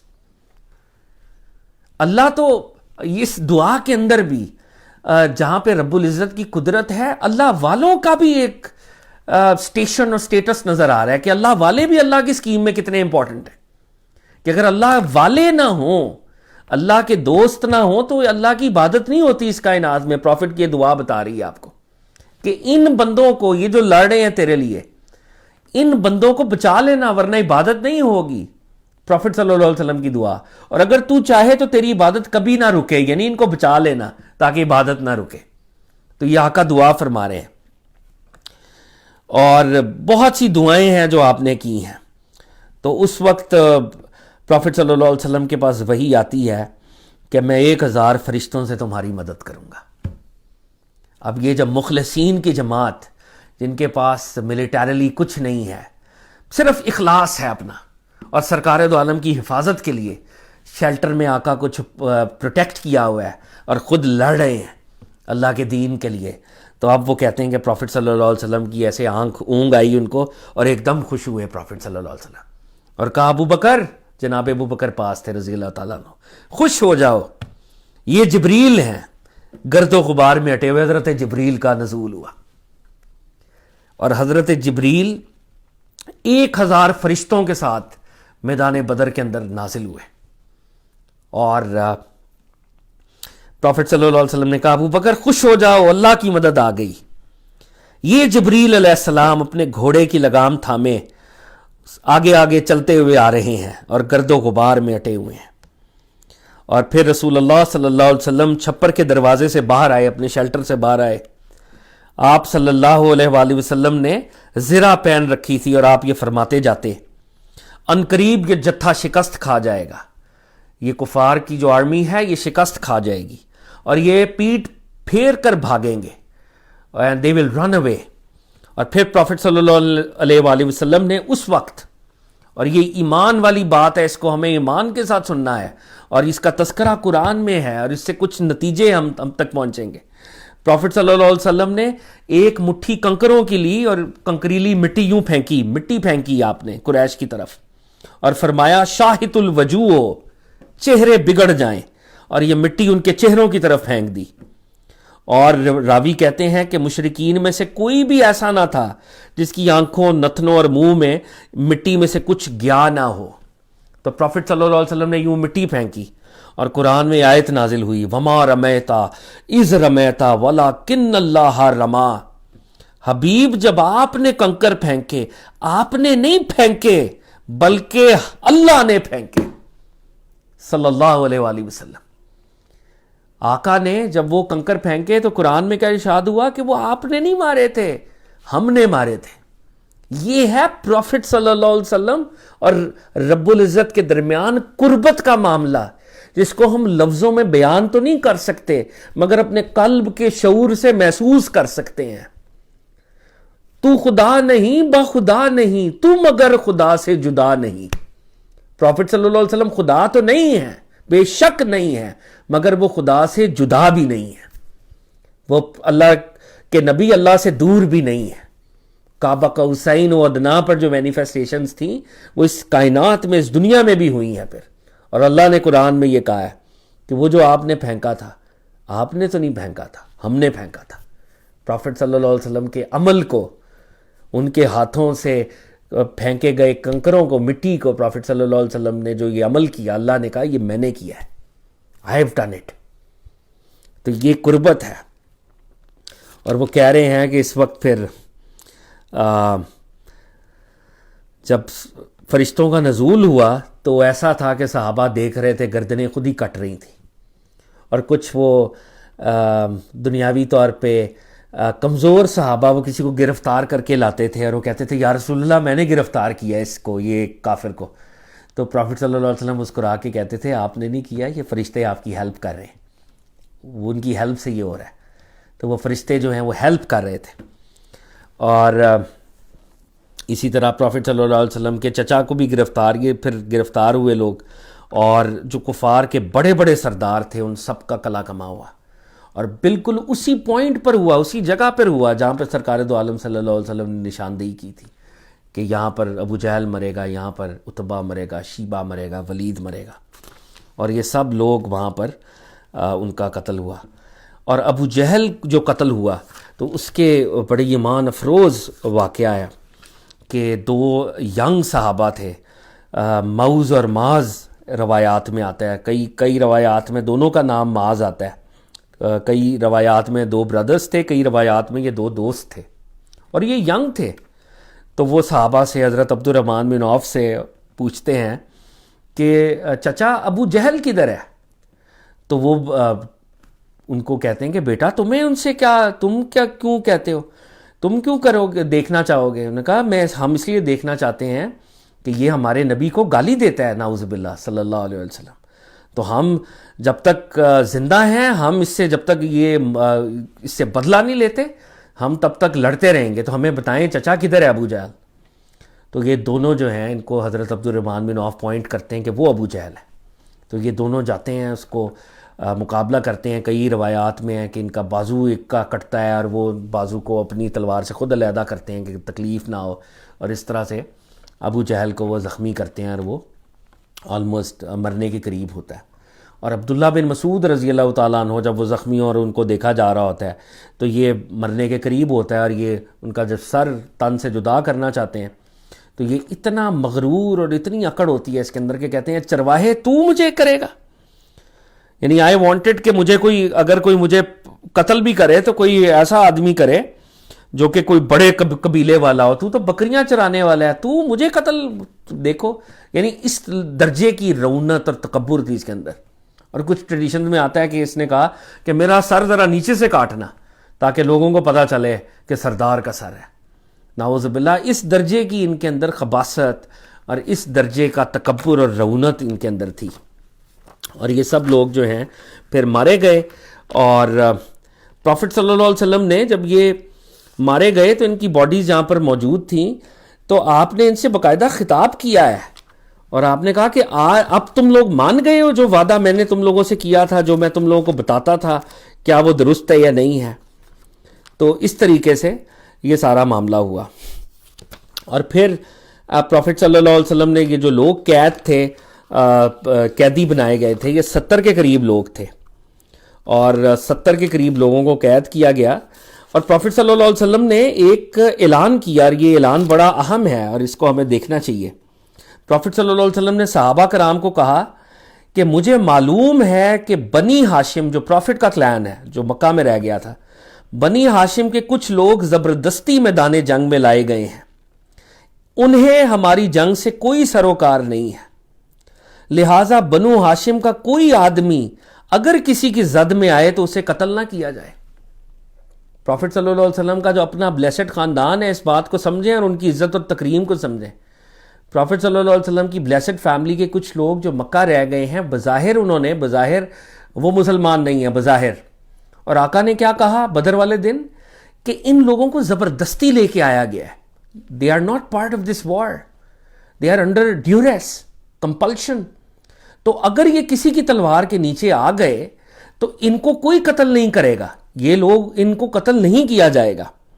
اور کسی صحابی کے منہ سے یہ نکل گیا کہ یہ کیسے ہو سکتا ہے کہ ہم اپنے بھائی بہنوں بیٹوں کو قتل کریں جو ادھر مکہ سے آ رہے ہیں اور عباس کو چھوڑ دیں جو پروفٹ کے چچا ہیں نعوذ باللہ. ان کے منہ سے یہ نکل گیا. تو پروفٹ صلی اللہ علیہ وسلم تک جب یہ کلمہ پہنچایا گیا کہ کسی نے یوں کہا ہے تو پروفٹ صلی اللہ علیہ وسلم نے فرمایا کیا میرے چچا کے چہرے پر تلوار ماری جائے گی؟ کیا تم لوگ میرے انکل کو تلوار مارو گے؟ اس بات کو سمجھیں، اس کی گریوٹی کو سمجھیں کہ اگر سرکار دو عالم صلی اللہ علیہ وآلہ وسلم کو یہ پسند نہیں ہے کہ ان کا وہ چچا جو کہ بظاہر مسلمان نہیں ہے اور کفار پریشر میں اس کو لے آئے ہیں، تو پروفٹ صلی اللہ علیہ وسلم اس بات کو پسند نہیں کرتے کہ ان کے اوپر تلواریں ماری جائیں، ان کو برا بھلا سمجھا جائے. تو جناب ابی طالب کے بارے میں جو محسن اسلام ہے، ان کے بارے میں کوئی ادنا جملہ نکالنا، کوئی ادنا رائے رکھنا، ہمیں غور کرنا چاہیے ان باتوں کے اوپر. تو پروفٹ صلی اللہ علیہ وسلم نے کہا میرے چچا عباس کے اوپر تلوار ماری جائے گی؟ تو حضرت عمر بن الخطاب رضی اللہ تعالیٰ عنہ نے کہا یا رسول اللہ مجھے اجازت دیجئے، جس شخص نے یہ بات کہی ہے میں اس کی گردن اڑا دوں. لیکن پروفٹ صلی اللہ علیہ وسلم نے ان کو روک دیا اس بات سے کہ جس نے یہ جملہ بولا ہے اس کو کچھ نہ کہا جائے. اور وہ جو صحابی تھے وہ پچھتایا کرتے تھے کہ یہ میرے سے یہ جملہ کیوں نکلا ہے، اور کاش میں یہ جملہ ادا نہ کرتا کہ حضور کے چچا کی بے ادبی. تو پروفٹ صلی اللہ علیہ وسلم کی جو بلیسڈ فیملی ہے، اس کا اکرام تو اللہ کے نبی نے خود اپنے جنگوں میں کروایا ہے. اگر حضور کے چچا جناب عباس کا یہ مرتبہ ہے تو امام حسین جو سرکار کا ٹکڑا ہے، امام حسن جو سرکار کا ٹکڑا ہے، بی بی سیدہ فاطمہ جو سرکار کا ٹکڑا ہے، ان کا کیا ادب ہے؟ ہمیں اس پہ غور کرنا چاہیے، سوچنا چاہیے. جو جوانان جنت کے سردار ہیں ان کا کیا رتبہ ہے، جو خاتون جنت ہیں سلام اللہ تعالیٰ علیہ. تو یہ سرکار کا جو آنریبل خاندان ہے یہ بہت ادب کی جگہ ہے، اور اس کا ادب ہم پر لازم ہے. تو یہ غزوہ بدر تھی حق و باطل میں جس نے فرق کر دیا، اور مسلمانوں کو رب العزت نے بے مثال کامرانی عطا کی. تو میرا خیال ہے آج کی ہم کانورزیشن کو یہیں پر کلمنیٹ کرتے ہیں. غزوہ بدر کے حوالے سے ایک دو باتیں جو کوئکلی اور کر لی جائیں کہ غزوہ بدر میں 14 مسلمان جو ہیں، 14 صحابہ کرام شہید ہوئے تھے. اور بدر میں جو لوگ جاتے ہیں تو وہاں پر ان کی قبور بھی دیکھتے ہیں، زیارت کے لیے لوگ جاتے ہیں وہاں پہ. 14 مسلمان وہاں پر صحابہ کرام شہید ہوئے، اور 70 کفار جو ہیں وہ مارے گئے، اور ان میں 70 کے 70 چیفز تھے، اور 70 لوگوں کو قیدی بنایا گیا تھا. اور پروفٹ صلی اللہ علیہ وسلم رحمۃ للعالمین تھے، کیا کمال شفقت کیا آپ نے ان قیدیوں کے اوپر. آپ نے جو مال دے سکتا تھا اسے کمپنسیشن لی اور وہ مسلمانوں کے لیے استعمال ہوئی. جو مال نہیں دے سکتا تھا، پڑھا لکھا تھا، اس کو کہا گیا کہ 10 مسلمان کے بچوں کو پڑھا دے اور وہ آزادی لے لے. تو پروفٹ صلی اللہ علیہ وسلم ایجوکیشن پہ، نالج پہ وہ اتنا ایمفسس تھا کہ کفار کے ان قیدیوں کو جو بدر میں آئے تھے، اس بات کو سمجھا جائے، کفار کے وہ قیدی جو بدر میں لڑنے آئے تھے ان کو صرف اس لیے آزاد کر دیا کہ اگر 10 ہمارے بچوں کو یہ پڑھا دیتے ہیں تو تم لوگوں کو آزادی ہے. دشمن بھی اگر علم کے رستے پہ آ جائے تو اس کو بھی پروفٹ صلی اللہ علیہ وسلم آزاد کر دیتے ہیں، اور اس سے فائدہ بھی مسلمانوں کو پروفٹ صلی اللہ علیہ وسلم نے پہنچایا. تو یہ سرکار دو عالم کی پہلی وار تھی. اور کل ہم انشاءاللہ غزوہ احد کو دیکھیں گے کہ جو ایک ڈیفرنٹ طرح کے لیسنز ہمیں عطا کرے گی. غزوہ بدر سے ایک اور طرح کا مورل اور لیسن ہمیں ملتا ہے، اور غزوہ احد سے اور طرح کے لیسنز ہم ڈرا کریں گے انشاءاللہ. تو پروفٹ صلی اللہ علیہ وسلم کی سیرت کو پڑھنے اور سننے کا ہم شرف حاصل کر رہے ہیں، یہ اللہ تعالیٰ کی عطا ہے. تو ہم انشاءاللہ پروفٹ صلی اللہ علیہ وسلم کی بلیسڈ ڈیمائز تک، وصال پاک تک جو بڑے میجر ایونٹس ہیں ان کو آنے والے دنوں میں کور کرنے کی کوشش کر رہے ہیں. اور آخر میں جو ہماری یہ جب سلسلہ ختم ہوگا تو ایک سیٹنگ ہم نے پروفٹ کے میریکلز کے لیے رکھی ہوئی ہے، اور ایک سیٹنگ ہم نے وہ تمام روایتیں جو کہ کلاسیکل ایرا کے سکولرز، آج کل کے سکولرز نہیں، کلاسیکل ایرا کے سکولرز نے جو روایتیں پروفٹ کی برتھ کے حوالے سے جمع کی ہیں، تو وہ بھی آپ لوگوں سے ہم شیئر کریں گے. تو انشاءاللہ دیکھتے ہیں کہ سلسلہ کہاں تک چلتا ہے. اللہ تعالیٰ مجھے آپ کو عمل کی توفیق عطا فرمائے. ہم اللہ تعالیٰ سے دعا کرتے ہیں کہ اس ذکر میں جو کمی کوتاہی ہو گئی ہو اللہ تعالیٰ کے حضور توبہ کرتے ہیں. جو اس ذکر میں ہم سے غیر شایان شان کوئی بات نکلی ہو ہم اللہ کی بارگاہ میں توبہ کرتے ہیں. اس ذکر اور اس ذکر سے حاصل ہونے والے نور اور ثواب کو ہم نہایت عاجزی کے ساتھ تمام انبیاء کی بارگاہ میں پیش کرتے ہیں، سرکار دو عالم صلی اللہ علیہ وسلم کی بارگاہ میں پیش کرتے ہیں، سرکار کے صحابہ، سرکار کے اہل بیت، اولیاء کاملین کی پاک ارواح کو شامل کرتے ہیں. پروردگار سے دعا کرتے ہیں کہ ہم سب کو سرکار دو عالم صلی اللہ علیہ وسلم کی اتباع نصیب ہو، قبر میں حشر میں سرکار دو عالم کی پہچان نصیب ہو، کل قیامت میں حوض کوثر پر آقا کے مبارک ہاتھوں سے جام نصیب ہو، آقا علیہ الصلوۃ والسلام کی شفاعت نصیب ہو. ہم اپنے درجے میں دعا گو ہیں. ہمارے بہت ہی پیارے حضور شیخ علی بن عثمان اجویری داتا غریب نواز، شیخ عبد القادر جیلانی، خواجہ معین الدین چشتی اجمیری، میرا حسین زنجانی، اللہ تعالیٰ ان ہستیوں کے درجات کو بلند کرے. ملک پاکستان اور بانیان پاکستان جناب محمد علی جناح علامہ صاحب رحم اللہ کی خیر، ان کے درجات کی بلندی ہو، اور جو مظلوم مجبور مسلمان ہیں رب العزت یوم فرقان کے صدقے ہمارے کشمیر کے، فلسطین کے، جہاں جہاں بھی انسانیت مجبور اور مقہور ہے، رب العزت ان سب کو لبریشن عطا کرے، کل انسانیت کو پروفٹ صلی اللہ علیہ وآلہ وسلم کی محبت نور عطا ہو، اور ساری انسانیت کو یہ شرف حاصل ہو کہ وہ آقا علیہ الصلوۃ والسلام سے جڑ سکے۔ تو انشاءاللہ کل ہم یہیں سے کانورزیشن کو آگے لے کے چلیں گے۔ صلی اللہ تعالیٰ علی حبیب خیر خلقہ محمد وعلی آلہ وصحبہ اجمعین ورحمتک یا ارحم الراحمین، آمین یا رب العالمین۔